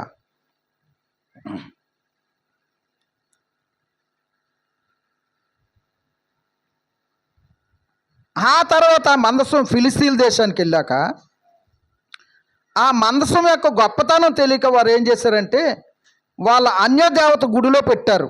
దాగోను గుడిలో పెట్టారు. పెట్టేసి వాళ్ళు వెళ్ళిపోయారు ఇంటికి. మరలా ఉదయం పూజారి గారు వచ్చారు. వచ్చే లోపల ఈ మందసం ఎదుట ఈ దాగోను దేవత విగ్రహం ఉంటుందిగా, ఓ చెయ్యి అక్కడ, ఓ కాలు ఎక్కడ, ఓ ముండం అక్కడ పడి ఆ శిరస్సు కూడా ప్రక్కన పడి ఉంది. వాళ్ళు వచ్చారు. అరేరే ఇలా జరిగింది ఏంటి అనుకున్నారు. వాళ్ళ దేవత నిలబెట్టారు, మళ్ళీ అతికించుకున్నారు, నిలబెట్టారు. మరలా అలాగే జరిగింది. అంటే మన దేవుని గొప్పతనం ఇశ్రాయేలీలకు తెల్లలేదు కానీ ఎవరికి తెలిసింది? దేవతలకు తెలిసిందండి. ఎవరికి తెలిసింది? దేవతలకు తెలిసింది. అది మరి నీ దేవుని గొప్పతనం, గొప్ప దేవుడు, భేకరుడు, గంభీరుడు, భయంకరుడు.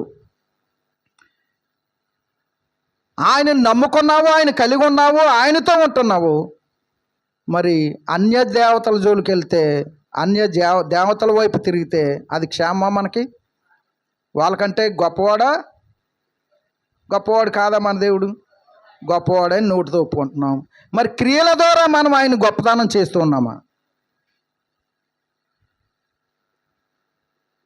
వాళ్ళు అనుకున్నారు ఇది ఖచ్చితంగా ఈ దేవుని పనే కాబట్టి ఇంకా చాలా విషయాలు జరిగినాయండి. సర్దార్లు 5 ఉన్నారు. 5 సర్దార్లు. ఒకటి పేరు ఏం పేరు? మనకు బాగా తెలిసినోడి పేరు. మనకు బాగా తెలిసినోడి పేరు ఏం పేరు? గొలియాత్ అమ్మ. గొలియాత్ తెలీదా? ఫిలిస్తీన్ల సర్దారి గొలియాత్. వాడికి ఇంకా అన్నలు ఉన్నారు, తమ్ముళ్ళు ఉన్నారు 4, మొత్తం 5. దావీదు ఎన్ని రాళ్ళు ఏరుకున్నాడు? 5 రాళ్ళు ఎందుకు ఏరుకున్నాడు? ఒక్కొక్కడికి ఒక్కొక్క రాయి. మనం ఎన్ని ఏరుకుంటాం? ఏరుకోమంటే 10, 20 ఎరికిని, ఇది కాకపోతే అది, అది కాకపోతే ఇది, లాటరీ టైపు. మన విశ్వాసం అలాగ ఉంటుంది.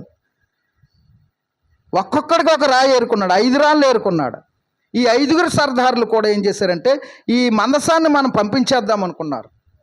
పంపించేద్దామని చెప్పి ఒక క్రొత్త బండి కట్టారు. దానికి పాలు ఎడవని ఆవులు. అర్థమైందమ్మా? అంటే పిల్లలకు పాలు ఇస్తాయి కదా, దాన్ని ఏమంటాం మనం మన భాషలో? బాలంతరాలు అంటామా? ఆ టైపులో ఉన్నాయి అన్నమాట అండి. అలాంటి ఆవులు 2 తెచ్చారు. ఆ బండికి కట్టారు. ఆ మందసం పైన, ఆ బండి పైన మందసం పెట్టారు. వారికి సంబంధించినవి ఏవేవో పెట్టి పంపించేశారు. ఆవులు ఎంత విచిత్రమైనవో చూడండి. వాస్తవంగా పాలిచ్చే ఆవులు పిల్లల్ని విడిచిపెట్టి వెళ్తాయండి?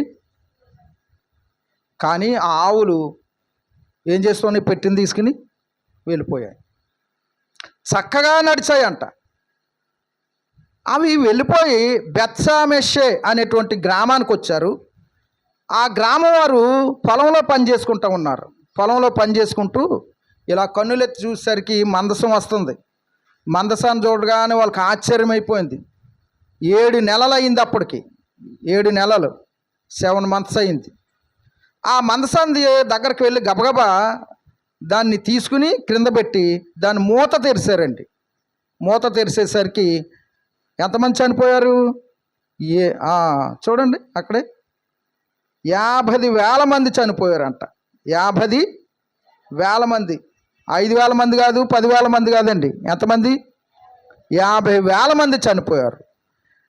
మరి అదే పెట్టిన ఫిలిస్తీన్లు ఏం చేశారు? పట్టుకున్నారు, ముట్టుకున్నారు, ఎక్కడెక్కడో పెట్టారు, ఏవేవో చేశారు. కానీ అదే పెట్టిన బెత్షెమెషు వారు ముట్టుకుంటే ఎంతమంది చనిపోయారు? కారణం ఏంటి? కారణం ఏంటి అమ్మ? కారణం ఏంటి? దేవునిని మహిమపరచడం తెలిసిన వాడు సరిగా మహిమపరచలేదు. దేవుని ఎరగని వారు ఏం చేసినా దేవుడు సహించాడు. ఎరిగిన వారు తప్పు చేస్తే వారిని ఏం చేయలేకపోయాడు? సహించలేకపోయాడు. ఓ మంచి ఉదాహరణ చెప్పనా? జకర్యా ఇది ఎలా సాధ్యము అన్నాడు. దేవుడు ఆయన ఏం చేశాడు? ఆయన ఏం చేశాడంటే, నీకు బిడ్డ పుట్టి ఆ పేరు రాసేంత వయసు వచ్చేంత వరకు నువ్వేం మాట్లాడు, మోగోడు అయిపోతావు అన్నాడు. అర్థమైందమ్మా? మరి అదే ప్రశ్న కన్యకైన మరియ వేసింది. ఇది సాధ్యమా? పురుషుని ఎరగని నాకు ఇది సాధ్యమని. మరి ఆమెను కూడా ఏం చేయాలి? మొగదాన్ని చేసేయాలిగా, కానీ చేయలేదు. అర్థమైందా? వృద్ధాప్యమందు పిల్లలు పుట్టిన వారు చరిత్ర జకర్యాకి తెలుసు. ఎవరున్నారు? అబ్రహాం ఉన్నాడు కదా. కానీ భూమి పుట్టిన మొదటిని కన్యక వివాహం కాకుండా గర్భవతి అయిన చరిత్ర ఉందా? అందుకే ఆమె అట్లా ప్రశ్నించినా దేవుడు సహించాడు. ఇతడు చరిత్ర తెలిసి ప్రశ్నించాడు కాబట్టి ఏమైపోయాడు? అది చరిత్ర తెలుసు కదా మీకు, దేవుని సంగతులు తెలుసు కదా, పూర్వీకుల చరిత్ర తెలుసు కదా. మరి అంతా తెలిసినప్పుడు దేవునిని మనం ఎలా గౌరవించాలో అలా గౌరవించాలి. ఎలాగ ఆయనకు మన్నన చేయాలో అలా చేయాలి. ఎలాగ ఆయన సన్నిధిలో ఉండాలో నేర్చుకోవాలి. ఎలాగ ఆయనను పాడాలో నేర్చుకోవాలి. ఆయనకి ఇవ్వాల్సిన గౌరవాన్ని మనం ఇవ్వాలి. మలాకి గ్రంథంలో అంటాడు, ఏమంటాడు? 1వ అధ్యాయంలో, నేను తండ్రిని అయితే నన్ను ఘనపరచువాడు ఎక్కడా అన్నాడు కదండి. మనం పిల్లలమైతే ఆయన మనకు తండ్రి అయితే మరి ఆయన మనం ఏం చేయాలి? ఘనపరచాలి, గౌరవించాలి. మిమ్ములను బట్టియే కదా నా నామము అన్యజనుల మధ్య ఎందుకు దూషింపబడాలి? అలా దూషింపబడడానికి మన ప్రవర్తనే కారణం కదా. దిద్దుబాటు అంటే ఇది. నా వలన దేవునికి ఎక్కడ అవమానం కలుగుతుంది, నేను దిద్దుకోవాలి. ఏ పని వలన నా దేవునికి అవమానం కలుగుతుంది, ఆ పనిని నేను మార్చుకోవాలి. దిద్దుబాటు అంటే ఇది. మార్చుకుంటారా? మరి ఇది మీకు ఒక దిద్దుబాటు కావాలి. అన్య సంబంధమైన ఆచారాలను, పితృపారంపర్యమైన ఆచారాలను, వాటిని మీరు దిద్దుకుంటేనే ఇంత భక్తికి ఉపయోగం ఉంటుంది. నేను అది చేస్తాను ఇది చేస్తానంటే దేవుడు సహించేవాడు కాడండి, దేవుడు ఇష్టపడేవాడు కాదు. భక్తిలో క్లారిటీ ఉండాలి. మీకు పెట్రోల్ బంక్ దగ్గర ఒక బోర్డు ఉంటుంది, ఎప్పుడైనా చూసారా? షూరిటీ ప్యూరిటీ అని ఉంటుంది. షూరిటీ ప్యూరిటీ ఉంటుందా? పెట్రోల్లో కల్తీ ఉంటుంది. మన భక్తి జీవితంలో ఒక క్వాంటిటీ లేకపోతే, క్వాలిటీ లేకపోతే కదా, అది నీటిలో పోసిన, చెప్పండి, ఆ చివరి మొక్కన చెప్పండి, మీకు మెలకుగా ఉంటారు. నీటిలో పోసిన పన్నీరు కదండి. విలువైనది పట్టుకెళ్ళి ఎక్కడ వేస్తున్నాం కదండి. ఇశ్రాయేలీయుల ప్రజలు వారు మందసానికి దూరంగా ఉన్నారు. ఆ బెత్షెమెషు వారు ఏం చేశారంటే కిర్యత్-యరీము అనేటువంటి వారిని పిలిచి, అయ్యా ఈ మందసాన్ని మీరు తీసుకెళ్ళిపోండి ఎక్కడి నుంచి అన్నారు. వాళ్ళు తీసుకొచ్చేసారు. ఇప్పుడు మన పాఠంలోకి వస్తున్నాం. ఇప్పుడు దాకా ఇది ఏంటి? ఇప్పుడు దాకా నేను చెప్పింది ఏంటమ్మా? ఉపోద్ఘాతమే 2 అయ్యింది. ఇంక వాక్యం ఎప్పుడు అవుతుంది? నాకు ఇచ్చింది 2:30. సరే, ఇంకా 40 నిమిషాలు ఉంది, ఏమి ఇబ్బంది లేదు. అయితే కిర్యత్-యరీముకి వచ్చిన తర్వాత అక్కడ అబీనాదాబు కుమారుడైన ఎలియాజర్ని ఆ మందసాన్ని కాపాడడానికి ప్రతిష్ఠ చేశారు. అయ్యా నువ్వేం చేయాలి? ఈ మందసాన్ని కాపాడాలి అని ప్రతిష్ఠ చేశారు. ఆయన దగ్గర 20 సంవత్సరాలు ఉంది మందసం. ఎన్ని సంవత్సరాలు? 20 సంవత్సరాలు. అంటే 20 సంవత్సరాలు ఇశ్రాయేలీయుల ప్రజలు దేవునికి ఏమై ఉన్నారు? దూరంగా ఉన్నారు. వాళ్ళకి అర్థమైంది ఏంటంటే మందసం లేని ఆ స్థలంలో ఏం చోటు చేసుకున్నాయి. ఒకసారి చూడండి, 4వ వచనం చదువుతారా? 4వ వచనం. బైబిల్ అప్పుడే మూసేశారా మీరు ఏంటి? బయలుదేవతలను అస్తారోతు దేవతలను తీసివేసి అన్నాడు. అంటే ఎలాగనండి అమ్మ, ఎలాగండి ఆ స్థలంలో దేవుడు ఉండవలసిన స్థలంలో దేవుడు లేడు కాబట్టి ఆ స్థలంలోకి ఏమొచ్చాయి? అన్య దేవతలు వచ్చాయి. ఒక మాటతో చెప్పుకుందండి, అన్య దేవతలు వచ్చాయి. అర్థమైందా? వాస్తవంగా దేవుడు నీ జీవితంలో ఉంటే, యేసు ప్రభు నీ జీవితంలో ఉంటే, నీ హృదయంలో వాక్యం ఉంటే, నీ హృదయంలో, చేతిలో బైబిల్ కాదు, హృదయంలో వాక్యం ఉంటే అన్య సంబంధమైన దేనికి కూడా స్థలం ఉండదు. కానీ వాటికి స్థలం ఇస్తున్నావు, వాటికి అవకాశం ఇస్తున్నావు అంటే ఆ స్థలంలో ఎవరు లేరు? దేవుడు లేడు. ముహూర్తాలకు సమయం ఇస్తున్నావంటే, అర్థమైందమ్మా? మూఢ నమ్మకాలకి స్థలం ఇస్తున్నావంటే, అన్య సంబంధమైన ఆచారాలకు నువ్వు స్థలం ఇస్తున్నావంటే అక్కడ ఎవరు లేరు? దేవుడు లేడు. దేవుడు లేని చోట దెయ్యం ఉంటుంది. దెయ్యం ఉన్న చోట దేవుడు ఉండడు. దేవుడు ఉన్న చోట దెయ్యం ఎన్నడూ నిలవలేదు. మీ క్రియల వలనే నన్ను ఎరగని వారని చెప్తున్నారు అన్నాడు ప్రభు. దిద్దుకుందాం. దేవునికి ఇష్టం కాని క్రియ ఉందా? దేవునికి ఇష్టం కాని ఆచారం ఉందా? దేవునికి ఇష్టం కానటువంటి పనులు మనం చేస్తున్నామా? ప్రభా నన్ను దిద్దు, నన్ను సరిచేయి. ఇక నుంచి నేను ముహూర్తాల జోలికి వెళ్ళను. ఇక నుంచి నేను అన్యాచారాల వైపుకి వెళ్ళను. మంగళవారం మంచిదంటారు, కోతకు రమ్మంటే ఇవాళ మెత్తని రోజు అమ్మ నేను రానంటావు. మెత్తని రోజు అది, గట్టి రోజు ఏది, మెత్తని రోజు ఏది? ఇంతకీ ఈ నెల అంతా మంచిది కాదంటావు, ఈ సంవత్సరం అంతా మంచిది కాదంటావు. మనం దేవుని కలిగి ఉన్నామని చెప్పుకుంటూ దేవునికి విరోధమైనటువంటి పనులు చేస్తే మనం ఎంత భక్తి చేసినా, ముందు మాట చెప్పండి, బూడిదలో పోసిన పన్నీరే కదా. వీరు 20 సంవత్సరాలు దేవునికి దూరంగా ఉన్నారు.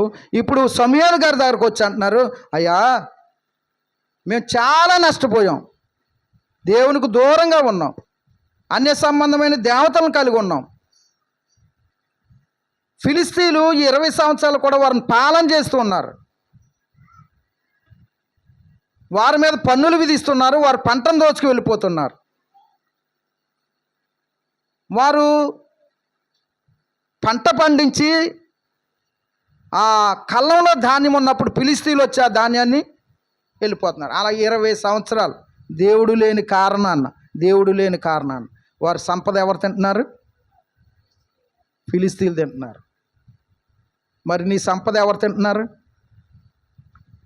సారా కొట్టోళ్ళు తింటున్నారా? పేకాటోడు తింటున్నాడా? సినిమా వాళ్ళు తింటున్నారా? ఎవరు తింటున్నారు మీ సంపద? ఎక్కడికి వెళ్తుంది నీ సంపద? ఏమవుతుంది నీ సంపద? భార్య బిడ్డలకు మానేసి ఎవరికో పెట్టి కష్టపడిందంతా పాడు చేసుకుని ఎంతకాలం కుటుంబాన్ని పస్తులతో ఉంచుతావు? అలాగ ఉండడానికి కారణం ఏంటంటే దేవుడు ఉన్న స్థలంలో ఎవరున్నారు? సారా కొట్టు సూరమ్మ ఉంది, అదండి. జీవితాన్ని, కుటుంబాన్ని పాడు చేసే దానినేమో నీ జీవితంలో పెట్టుకున్నావు, బాగు చేసే దేవునినేమో దూరంగా పెట్టుకున్నావు. ఎంతకాలం ఉంటావు నీ జీవితంలో అలా? సమూయేలు గారి దగ్గరికి వచ్చి, అయ్యా మేము దేవునిని సేవిస్తాం, మాకు క్షేమం లేదు, నెమ్మది లేదు, ఎందుకంటే మేము అన్య దేవతల్ని కలిగి ఉన్నాం కదండి. ఏం కలిగి ఉన్నాం? అన్య దేవతలను కలిగి ఉన్నాం. ఇప్పుడు సమూయేలు గారు సలహా ఇస్తున్నారండి. ఏమని? అవి తీసి పారవేయండి, అవి తీసి పారవేయండి, దేవుని వైపు తిరగండి, అప్పుడు ఆయన ఫిలిస్తీన్ల చేతిలో నుండి మిమ్ములను విడిపించును అన్నాడు. ఆ మొక్క అన్నాడా? చూడండి అక్కడ 3 చివర్లో ఉంది ఆ మాట. 3 చివర్లో ఉంది. మీ మధ్యలో నుండి వాటిని తీసి పాడేయండి, పట్టుదల కలిగి ఆయన వైపు తిరగండి, ఆయనని సేవించండి, అప్పుడు ఆయన ఫిలిస్తీన్ల చేతిలో నుండి మిమ్ములను విడిపించెను అన్నాడు కదండి.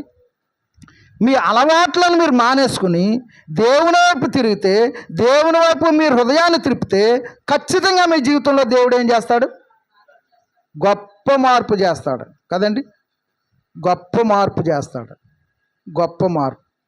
మేము ఈ ఊర్లో ఉన్నప్పుడు తాగినోళ్ళమే, తిరిగినోళ్ళమే, అల్లరి చిల్లరగా బ్రతికినోళ్ళమే కదండి, మామూలుగా లేము ఇక్కడ ఉన్నప్పుడు. కానీ ప్రభు ఏం చేశాడు? ప్రభువు జీవితాన్ని మార్చేవాడు. మీరు ఆయన వైపు తిరగండి, హృదయపూర్వకంగా ఆయన వైపు తిరగండి, అప్పుడు ఫిలిస్తీన్ల చేతిలో నుండి ఆయన మిమ్మును విడిపిస్తాడు. స్వతంత్రం అంటే ఇదండి. స్వతంత్రం అంటే ఇది అసలైన స్వాతంత్రం. మన భారతదేశానికి ఈ రోజున స్వతంత్రం వచ్చింది. ఎన్ని సంవత్సరాలు? ఇంకొక 80 సంవత్సరాలు ఉన్నా కానీ మన భారతదేశానికి పూర్తి స్వతంత్రం రాదు. ఇంకో 80 సంవత్సరాలు గడిచినా ఈ భారతదేశానికి ఏమి రాదు. స్వతంత్రం వచ్చింది అని పండగ చేసుకుంటున్నాం, స్వతంత్ర గీతాలు పాడుతున్నాం, కానీ నిజంగా మనిషికి వచ్చిందా? అలా నిజంగా స్వతంత్రం వస్తే మీరు గవర్నమెంట్ హాస్పిటల్కి వెళ్తే లంచం ఎందుకు అడుగుతున్నారు కదండి. స్త్రీ అర్ధరాత్రి వేళ స్వతంత్రంగా ఎందుకు జీవించలేకపోతుంది? కారణం ఏంటంటే దేశానికి ఇంకా పూర్తి స్వతంత్రం రాలేదు. ఇంకా కులం వెళ్తుందంటే, కుల వ్యత్యాసం ఉందంటే దేశానికి స్వతంత్రం వచ్చినట్ట? ఇంకొక 80 సంవత్సరాలు ఉన్నా రాదండి దేశానికి. కానీ యేసుక్రీస్తు ప్రభుని నమ్ముకుంటే నీకు నిజమైన స్వాతంత్రం నువ్వు నమ్ముకున్న రోజునే వస్తుంది. ఓ ఇశ్రాయేలు ప్రజలారా, మీరు ఆయన వైపు తిరిగితే ఆయన వారి చేతిలో నుండి, అంటే ఫిలిస్తీన్ల చేతిలో నుండి మిమ్ములను విడిపిస్తాడు, మీకు స్వతంత్రం వస్తుంది. ఎంత మంచి సలహా అండి. దేవుని సేవకులు చాలాసార్లు మీ మధ్యన ఉన్నవారు కానీ బయట నుండి వచ్చిన వారు కానీ సువార్త చెప్పి ప్రభుని నమ్ముకోండి అని చెప్పినప్పుడు కఠిన హృదయంతో వెళ్ళిపోవద్దు, మీ జీవితాలు బాగుపడతాయి. ప్రభుని నమ్ముకోండి. మిమ్మల్ని బాగు చేయడానికి పరలోకమందున్న దేవుడు యేసుక్రీస్తు ప్రభువుగా వచ్చి నీ కొరకు నా కొరకు నిండి యవ్వనంలో ఏం చేయబడ్డాడు?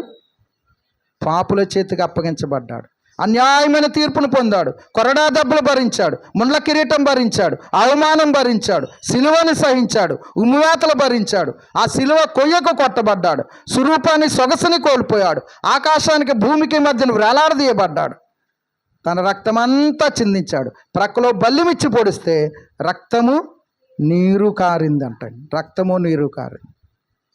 ప్రభు ఆ త్యాగం నీ కొరకే కదా, నిన్ను బాగు చేయడానికే కదా, నీకు క్షేమం ఇవ్వడానికే కదా, నీకు రక్షణ ఇవ్వడానికే కదా ఆ ప్రభు కలవరి శిలువలో చనిపోయారు. చనిపోయిన ప్రభుని దించారు, సమాధి చేశారు, 3వ దినమున సజీవుడిగా లేచాడు. వస్తానా ఈరోజు ప్రభు దగ్గరికి? సమూయేలు అన్నాడు, మీరందరూ కూడా మిస్పాలోకి రండి అన్నాడు. ఎక్కడికి రండి?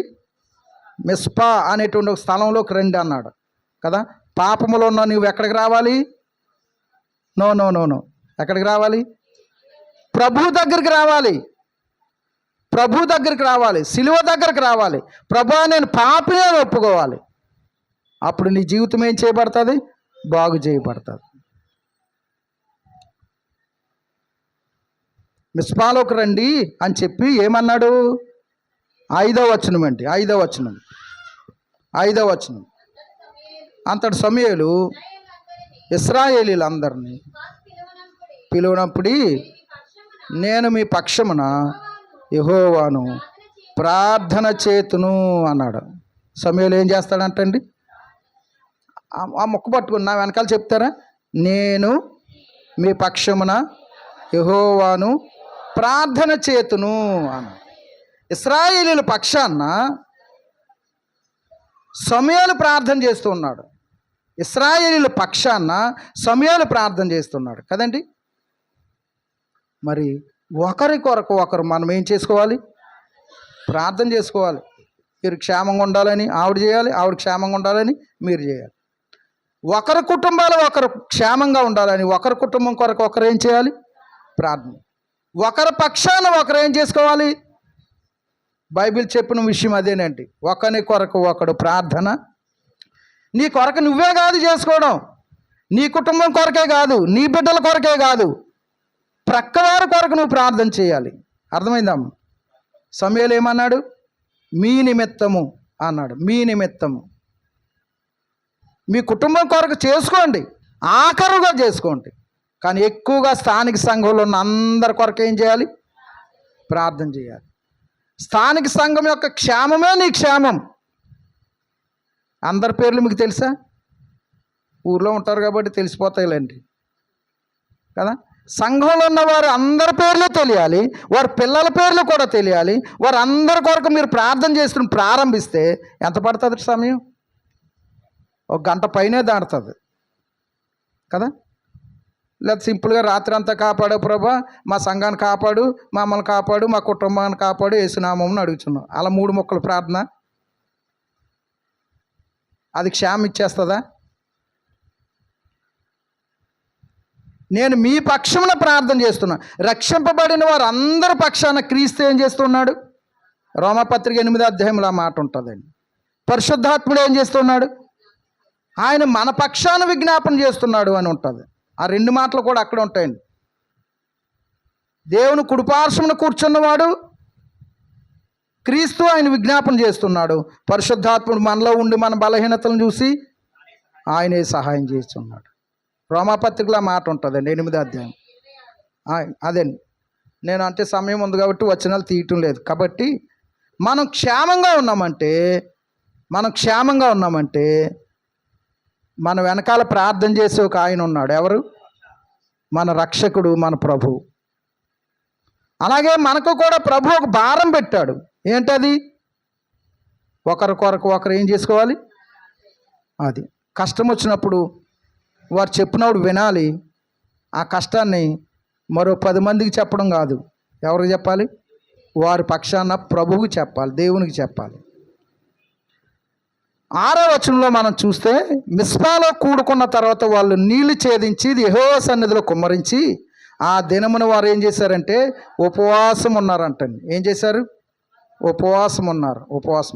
గొప్ప సంగతే. ఉపవాసం ఉండడం మంచిదే, ఆరోగ్యానికి మంచిదే, ఆత్మకి మంచిదే. ఉపవాసం ఉండి వారు ఏం చేశారు? ఊరికి వెళ్ళలేదు, ఉపవాసం ఉండి పని చేసుకోలేదు, ఉపవాసం ఉండి ఏవేవో కార్యక్రమాలు పెట్టుకోలేదు. వారు ఉపవాసం ఉండి దేవుని సన్నిధిలో కూడుకుని వారు మొట్టమొదటి చేసిన పని ఏంటంటే యెహోవా దృష్టికి మేము పాపులమని ఒప్పుకున్నారు. ఏం చేశారండి? వారు పాపం వారికి అర్థమైంది, అంతగా పాపం ఒప్పుకున్నారు. నెహెమ్యా, ఎజ్రా, దానియేలు వీరు మహాభక్తులు, పరిశుద్ధులు. వారు పాపం చేసిన వారు కాదు. కానీ దేవుని సన్నిధికి వచ్చేసరికి వారు ఏం చెప్పారో తెలుసా? నేను పాపం చేసి తిని, నా పితరులు పాపం చేశారు, నా కుటుంబస్తులు పాపం చేశారు అని ఒప్పుకున్నారు. వచనాలన్నీ తీయట్లేదండి.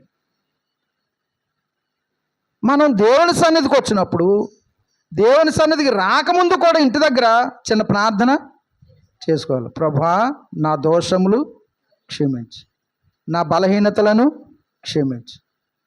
చిన్న మాట అండి, ఆ జీవితాన్ని మిమ్మల్ని ప్రభావితం చేస్తుంది. ఆ రోజు మీ జీవితాన్ని బాగు చేస్తుంది. ఎప్పటికప్పుడే యేసు రక్తం ప్రతి పాపము నుండి మనలను పవిత్రులనుగా చేయును అన్నాడు. ఒక మాట చదువుదామా? కొరింథీయులకు రాసిన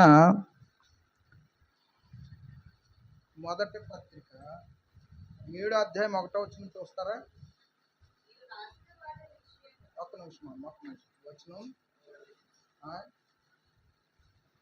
ఒక్కటే నేను చెప్తానా అండి. 2వ పత్రిక 7:1. 2వ పత్రిక 7:1. ప్రియులారా, మనకు ఈ వాగ్దానములు ఉన్నవి గనుక దేవుని భయముతో పరిశుద్ధతను సంపూర్తి చేసుకొనుచు, ఈ మొక్క పట్టుకోండి, శరీరమునకును ఆత్మకును కలిగిన సమస్త కల్మషము నుండి మనలను పవిత్రులనుగా, మరలా చెప్పండి, పవిత్రులనుగా. ఎవరిది?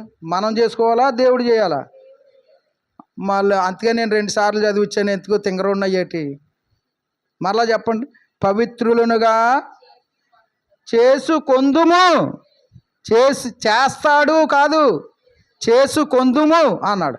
శరీరమునకును ఆత్మకును అంటిన ప్రతి కల్మషము నుండి మనలను మనము పవిత్రులుగా చేసుకొందుము అన్నాడు. అర్థమైందండి? నీ శరీరానికి కల్మషం అంటిందని, నీ ఆత్మకు కల్మషం అంటిందని నీకు తెలిసినప్పుడు నువ్వు దేవుని సన్నిధికి వెళ్ళి ఒప్పుకోవాలి. అది మీరు ఒప్పుకున్నప్పుడు యేసు రక్తం ప్రతి పాపము నుండి నిన్ను పవిత్రునిగా, ఆయన రక్తం నిన్ను పవిత్రునిగా చేస్తుంది. కానీ ఒప్పుకోవాల్సిన బాధ్యత నువ్వు కడుక్కోవాల్సిన బాధ్యత నీది, ఒప్పుకోవాల్సిన బాధ్యత నీది. అర్థమైందండి? మీరు అనుకుంటే వస్తాయా చెడ్డ ఆలోచనలు? అనుకోకుండా వస్తాయా? అనుకుంటూ వస్తాయా? మీరు రోడ్డు అంటే వెళ్తే దుమ్ము రా అంటే వస్తుందా, లేకపోతే అది అంతటా వచ్చి మీ మీద పడుతుందా? చెప్పండి. దుమ్ము దాని అంతటా దానికే నీ మీదకి వచ్చి పడుతుందా, లేకపోతే మీరే దుమ్ములోకి వెళ్ళి రా దుమ్ము అంటే వస్తుందా? మరి అనుకుంటూ వస్తుంది అంటున్నారు. మీరు అనుకున్నా అనుకోకపోయినా, మీకు ఇష్టమున్నా ఇష్టం లేకపోయినా చెడ్డ ఆలోచనలు మీ హృదయంలోనికి వస్తూనే ఉంటాయి. అయితే మరి దానిని ఒప్పుకోవలసిన బాధ్యత అది. కొరింథీయులకు రాసిన 2వ పత్రిక 7వ అధ్యాయంలో ఆత్మకును శరీరమునకు అంటిన ప్రతి కల్మషము నుండి మనలను మనము పవిత్రులనుగా చేసుకొందుము అన్నాడు కదండి. ఇప్పుడు పక్షి వచ్చి తలపైన గూడు కట్టింది. గూడు కట్టి పిల్లలు పెట్టేంత వరకు ఉండడం అది అతని బలహీనత. అది తల మీదకే వచ్చినప్పుడు ఏం చేయాలి? దాన్ని తీసివేయాలి కదండి. ఒక చెడ్డ ఆలోచన రావడం తప్పు కాదు, కానీ దాన్ని తీసుకోకపోవడం తప్పు అన్నమాట అండి. మీకు అర్థమైందా సంగతి? అందుచేత ఇశ్రాయేలు ప్రజలు మిస్పాలో కూడుకున్నప్పుడు వారు ఏం చేశారు? వారు పాపాలు ఒప్పుకున్నారు అనే మాట చూస్తున్నాం. వారు పాపాలు ఒప్పుకున్నారు. రెండవ పని ఏం చేశారో చూడండి. 7వ వచనం చూస్తారా? ఇశ్రాయేలీలు మిస్పాలో కూడి ఉన్నారని ఫిలిస్తీయులు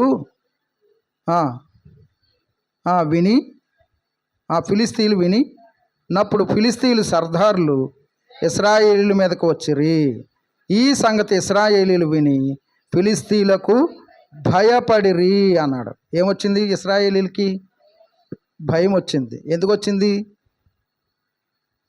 20 సంవత్సరాలుగా వారిని దోచుకుంటున్నారు, 20 సంవత్సరాలుగా వారు పంట తీసుకెళ్తున్నారు, 20 సంవత్సరాలుగా వారు ఏలుతూ ఉన్నారు. ఎన్నోసార్లు వచ్చి వారిని బాధ పెట్టారు. ఇప్పుడు అదే పరిస్థితి మరలా రాబోతుంది కాబట్టి వారికి ఏమొచ్చింది? భయం వచ్చింది కదండి. దేనికైనా నువ్వు భయపడ్డావంటే దానికి మూల కారణం ఏదో తెలుసా?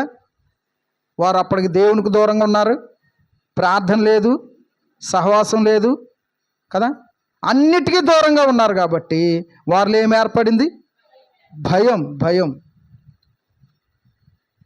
చూడండి, ఎవరైతే దేవుని కలిగి ఉంటారో, ఎవరైతే ప్రార్థనా జీవితం కలిగి ఉంటారో, ఎవరైతే సంఘంతో సహవాసం కలిగి ఉంటారో వారు ఏ పరిస్థితికి కూడా ఏం చేయరు? భయపడరు. భయపడకుడి అని బైబిల్లో ఎన్నిసార్లు ఉంది? ఎన్నిసార్లు ఉంది? మరి ఎందుకు భయపడుతున్నారు? పిల్లల విషయంలో భయపడుతున్నారా? పరిస్థితుల విషయంలో భయపడుతున్నారా? ఎందుకు భయపడుతున్నారు? నీలో భయము ఏలుతూ ఉందంటే నీలో ఏమి లేనట్టు? ప్రార్థనా జీవితం తక్కువగా ఉంది.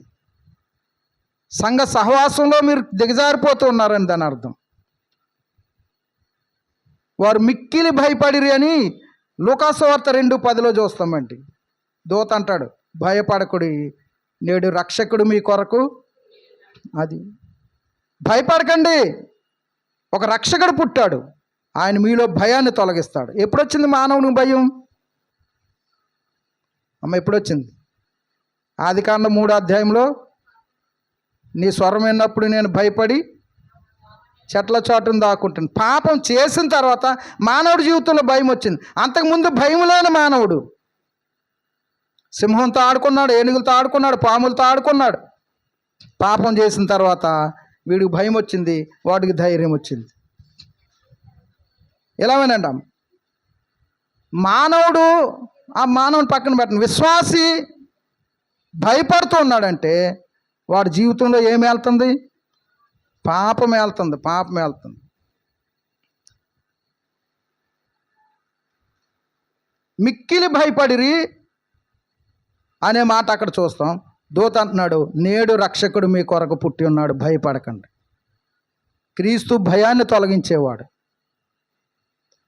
మానవులందరికీ ఉన్న ఏకైక భయం ఏంటి? మానవులందరికీనండి ప్రాణ భయం. ఎబ్రీ పత్రిక 2:14 మరణ భయం అంటాడు మనల్ని. మరణ భయం చేత దాసత్వంలో జీవితకాలం అంతా జీవిస్తున్న ఆ మరణ భయాన్ని నుండి యేసు ప్రభు ఏం చేశారు? విడిపించారు. ఓ మరణమా నీ ముళ్ళు ఎక్కడా? ఓ మరణమా నీ విజయం. విశ్వాసి భయపడంది మరణానికి. మరణాన్ని శాసిస్తాడు, మరణాన్ని ఎదుర్కొంటాడు. నాకు చావొస్తే మేలు అంటాడు. ఎందుకని? నేను చనిపోతే ప్రభు దగ్గర ఉంటాను, ప్రభుతో ఉంటాను, అది నాకు భాగ్యము, మేలు అన్నాడు. ఫిలిస్తీన్లు వస్తున్నారని విని వారు ఏం చేశారు? భయపడ్డారు. ఇప్పుడు వారు ఏం చేస్తున్నారు? 8వ వచనం చూడండి. 8వ వచనం.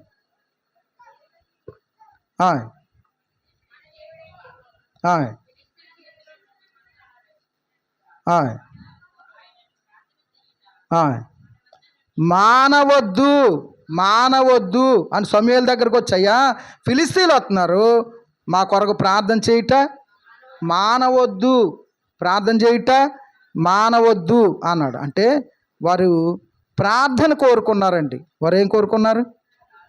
ప్రార్థన కోరుకున్నారు. మీరు ఎప్పుడైనా ప్రార్థన కోరుకుంటున్నారా? మంచిదే, కానీ అసలు ప్రార్థన కోరుకోవాలి, మీరే ప్రార్థన చేసుకోవాలి. పాత నిబంధన భక్తులు వారికిని దేవునికి మధ్యవర్తులు ఉన్నారు. ఎవరెవరు? యాజకులు. ఇప్పుడు క్రొత్త నిబంధన భక్తులకి యాజకులు లేడు, నువ్వే యాజకురాలు, నువ్వే యాజకుడు. అర్థమైందండి? రాజులైన యాజక సమూహం, నువ్వే యాజకుడు. నీకు నువ్వుగానే దేవుని దగ్గరికి వెళ్ళి ప్రార్థన చేయి.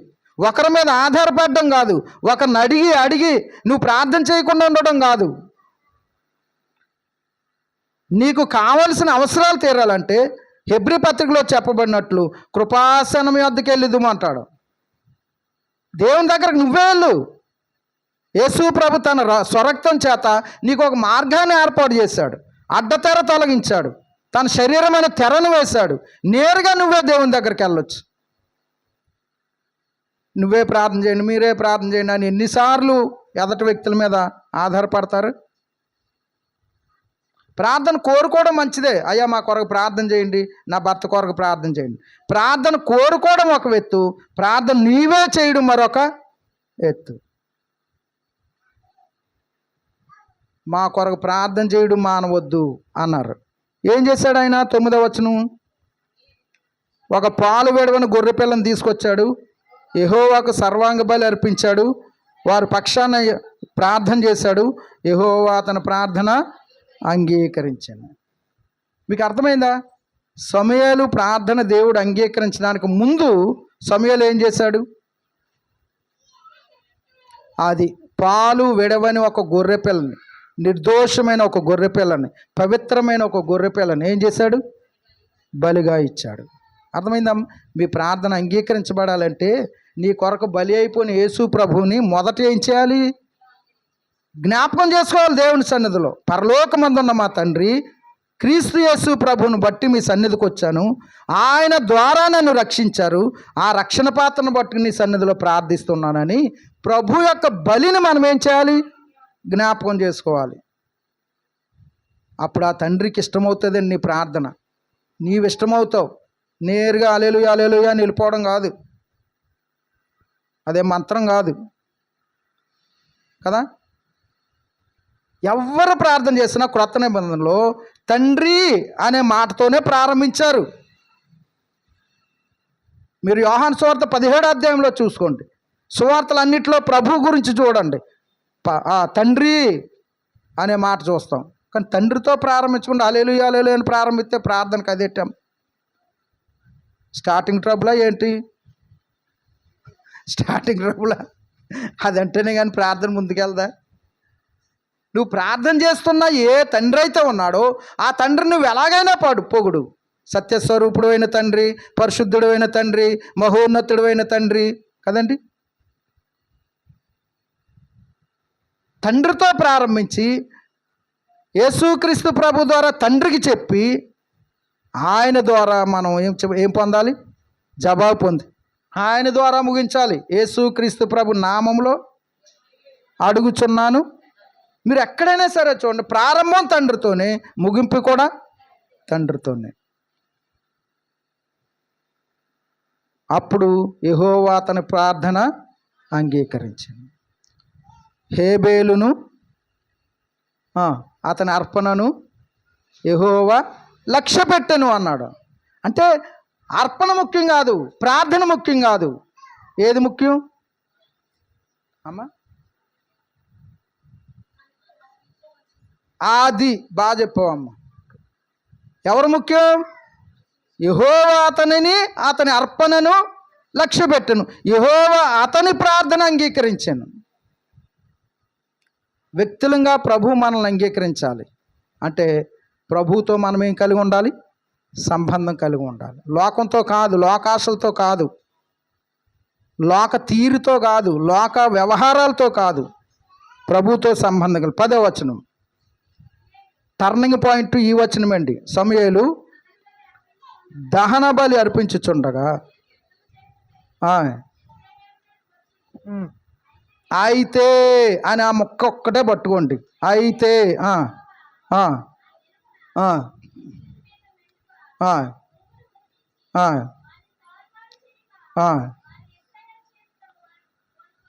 నేను 3 మొక్కలు చెప్తాను చూడండి. యుద్ధం చేసింది ఎవరు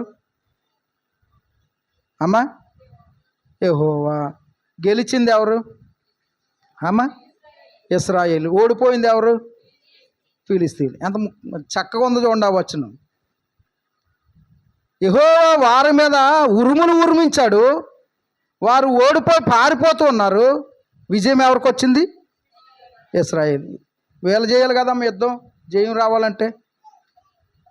నువ్వు యుద్ధం చేయక్కర్లే, ప్రార్థన చేసి ఊరక నిలిచి ఉండము. నీ పక్షాన్ని ఎవరు చేస్తారు?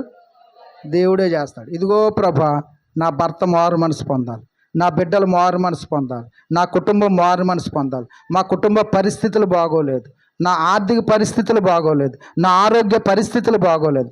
ప్రార్థన నువ్వు చేయి, పరిస్థితులు ఆయన మారుస్తాడు. అర్థమైందండి? మీ పరిస్థితులు మీరు ఎన్నడూ మార్చుకోలేరు, అది మీ వల్లే కాదు.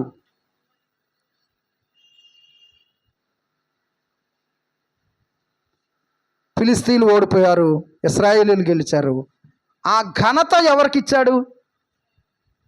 ఇశ్రాయేలీలకి ఇచ్చాడు. అర్థమైందండి? 11వ వచనంలోకి వచ్చేది సమయాన్ని బట్టి 11. ఇశ్రాయేలీలు మిస్పాలో నుండి బయలుదేరి బేత్కారు వరకు ఫిలిస్తీన్లను తరిమి హతం చేశారు. మీకు ఒక మాట చెప్తాను చూడండి.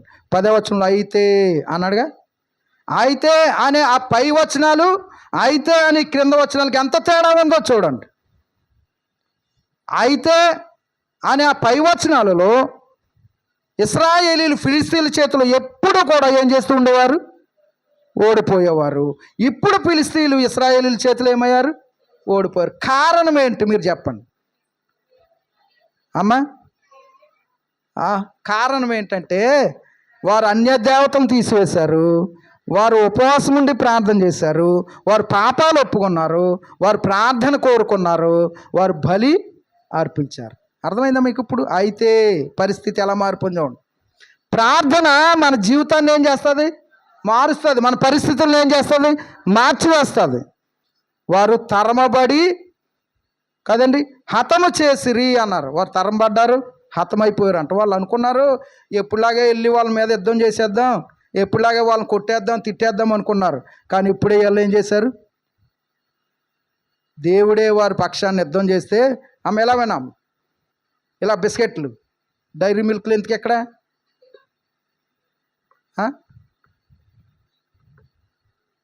ఇప్పుడు ఫిలిస్తీన్లు ఓడిపోయారు, ఇశ్రాయేలీలు గెలిచారు. కారణం ఏంటి? ఇందాకే చెప్పాను కదా 5 మాటలు. వారి ప్రార్థనా జీవితం, వారు పాపాలు ఒప్పుకోవడం, అన్య దేవతలను తీసివేయడం, వారు ఉపవాసం ఉండి ప్రార్థన చేయడం. అద్భుతం కదా? నీ జీవితాన్ని మార్చగలిగిన ఏకైక ఆయుధం నీ చేతిలోనుంటే దాన్ని నీవు తీసుకెళ్ళి మూలను పెడతావు. అది తుప్పట్టిపోయింది. నీ ప్రార్థనా జీవితం ఉందా? తుప్పట్టిపోయిందా? పదునుగా ఉందా? పదునుందా? తుప్పట్టిపోయిందా?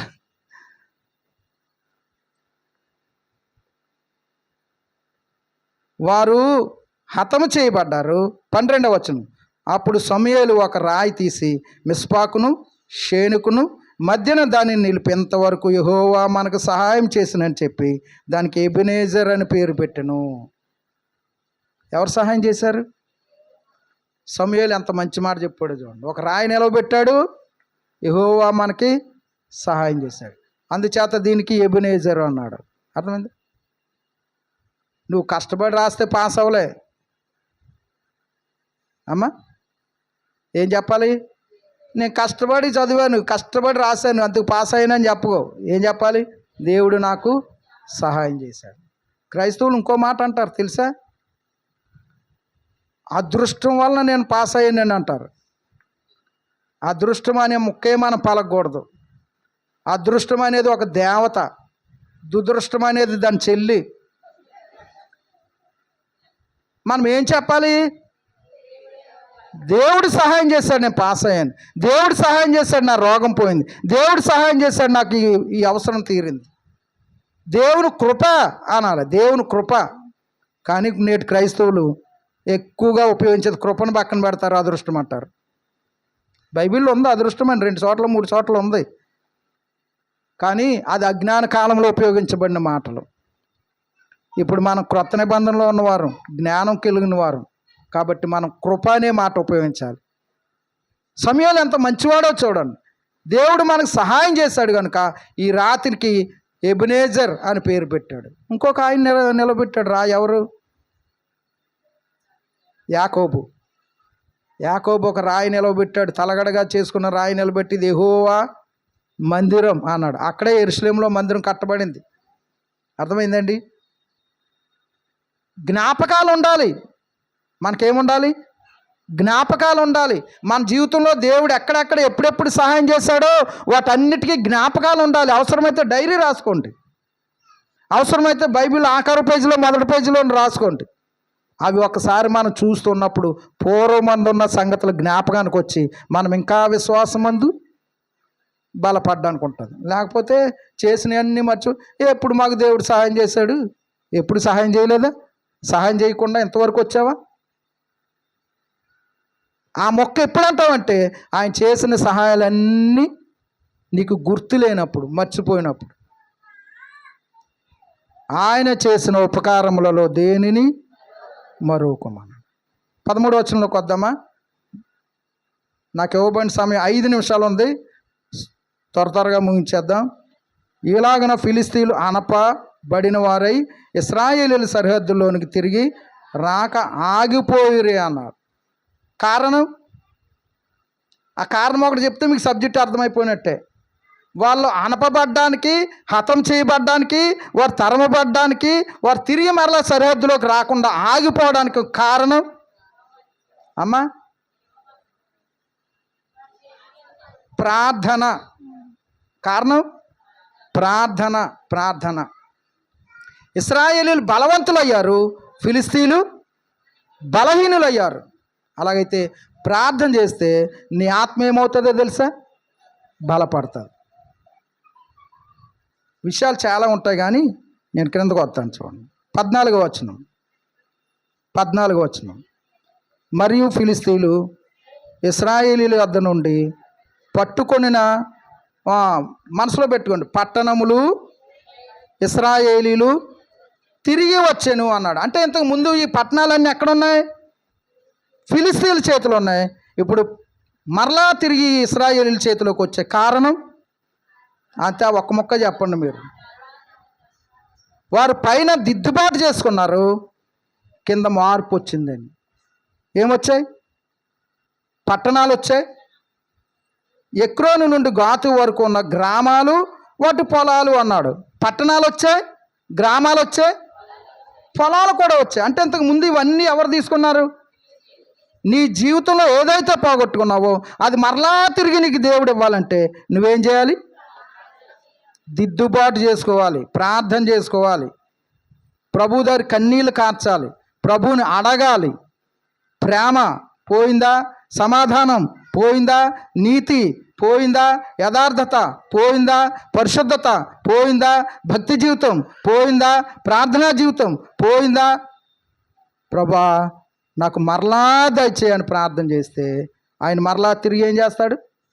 ఇస్తాడు. వారికి పట్టణాలు ఇచ్చాడు, గ్రామాలు ఇచ్చాడు, వాటి పొలాలు ఇచ్చాడు. చూడండి 14 చదవండి, ఆ మధ్యలో నేను చదవండి. ఫిలిస్తీన్ల చేతిలో నుండి విడిపించిర్రి అన్నాడు. ఏం చేయబడింది? విడిపించబడిందండి. అంతకుముందు సమూయేలు ఇదే మాట చెప్పాడుగా. 3వ వచనం చివరిలో ఫిలిస్తీన్ల చేతిలో నుండి మిమ్మును విడిపించును అన్నాడు. ఇక్కడ అలాగైతే సమూయేలు అన్న మాట ఖచ్చితంగా ఏమైంది? నెరవేరింది. అదే 14వ వచనం ఆ చివరి మొక్క చదవండి. మరియు ఇశ్రాయేలీలకును అమోరీలకును సమాధానం కలిగెను అన్నాడు. ప్రార్థన ఏం తెచ్చింది? ఎవరితో అన్నా నీకు విరోధం ఉందా? వాళ్ళ కొరకు నువ్వేం చేయాలి? నీకు దేవుడే సమాధానం కలిగిస్తాడు. వాస్తవంగా అమోరీలు ఇశ్రాయేలీలు ఎప్పటికీ కూడా కలవరు, గర్భశత్రువులు వారు. కానీ ప్రార్థనా జీవితం వారిద్దరిని ఏం చేసింది? సమాధానపడి. ఏశావు యాకోబు 20 సంవత్సరాలు ఏశావు పగెట్టుకున్నాడు. ఎబ్బేక్రేవు దగ్గర రాత్రంతా ప్రార్థన చేస్తే ఏశావు అయితే చంపాలనుకున్నాడో, కత్తి పట్టుకుని వస్తున్నాడో, జనాన్ని తీసుకుని వస్తున్నాడో, ఆ ఏశావు యాకోబుని చూసి ఏం చేశాడు? కన్నీరు కార్చాడు, ఏడ్చాడు, పరిగెత్తుకొచ్చాడు, కౌగులించుకున్నాడు. చూసారా? ప్రార్థన తెచ్చిన మార్పు. నీ మీద ఎవరైనా కక్ష పెట్టుకుంటే, పగ పెట్టుకుంటే, ప్రభా వాళ్ళని తీసేయి అని చేయడం కాదు. ఏం చేయాలి? వాళ్ళకి నాకు సమాధానం దయచేయని ప్రార్థన. సమాధానం ఇచ్చేవాడే ప్రభు. 15వ వచనం అండి. ఉండెను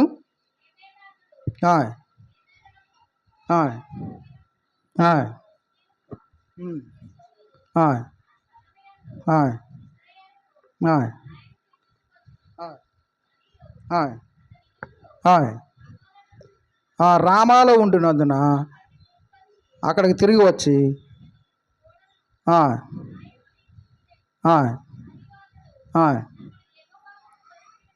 యెహోవాకు ఒక బలిపీఠం కట్టెను అన్నాడు. దేవునికి ఏం కట్టాడు? బలిపీఠం కట్టాడు. అబ్రహాము తాను చెప్పిన వాగ్దాన దేశానికి వచ్చాక ఏం కట్టాడు?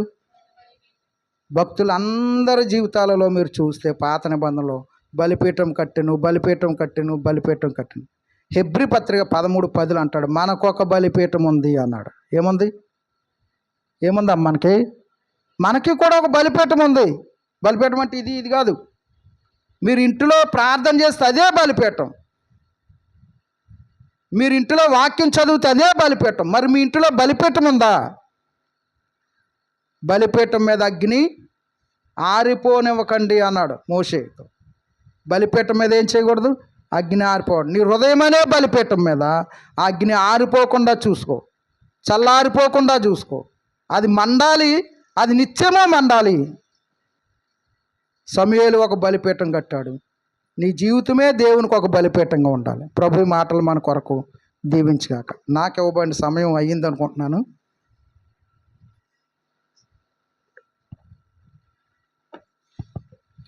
చక్కటి విషయాలు మనకి వివరించినందుకు దైవ సేవకులకు దేవుని పేరట వందనాలు. ఒకసారి చప్పట్లు కొట్టి అభినందిద్దామండి. మరి ప్రార్థనా జీవితం అనేది ఎంత ప్రాముఖ్యమో, ఆ ప్రార్థన ద్వారా మరి ఇశ్రాయేల్ వారి యొక్క జీవితంలో కోల్పోయినటువంటి మరలా పాత జీవితాన్ని మరలా ఎలా పొందుకున్నారో చక్కటి విషయాలు మనందరికీ అర్థమయ్యే రీతిలో చక్కగా వివరించారు. అందుని బట్టి మరొకసారి దేవాది దేవుడి ద్వారా వారి యొక్క సంఘము, వారి యొక్క పరిచర్య బలపడాలని మనందరం కూడా వారి యొక్క సంఘం నిమిత్తం, పరిచర్య నిమిత్తం మన యొక్క ప్రార్థనలో జ్ఞాపకం చేసుకుందాం. ఈ సమయంలో కానుకల సేకరణ చేద్దామండి. బ్లెస్సీ వచ్చి కానుకల సేకరణ చేస్తారు. అలాగే మోక్షానందం గారి యొక్క జ్ఞాపకార్థమై మేరీ జ్యోతి గారు వారి యొక్క కుటుంబం సంఘానికి పలహారం తీసుకొచ్చారు. పెద్దలు వచ్చి పలహారం పంచుతారు. కానుకల సేకరణ జరుగుతుండగానే పెద్దలు వచ్చి పలహారం పంచుతారు. ఎవరన్నా కీర్తన పాడేవారు ఉంటే ముందుకు వచ్చి ఒక ప్రత్యేకమైన కీర్తన పాడండి.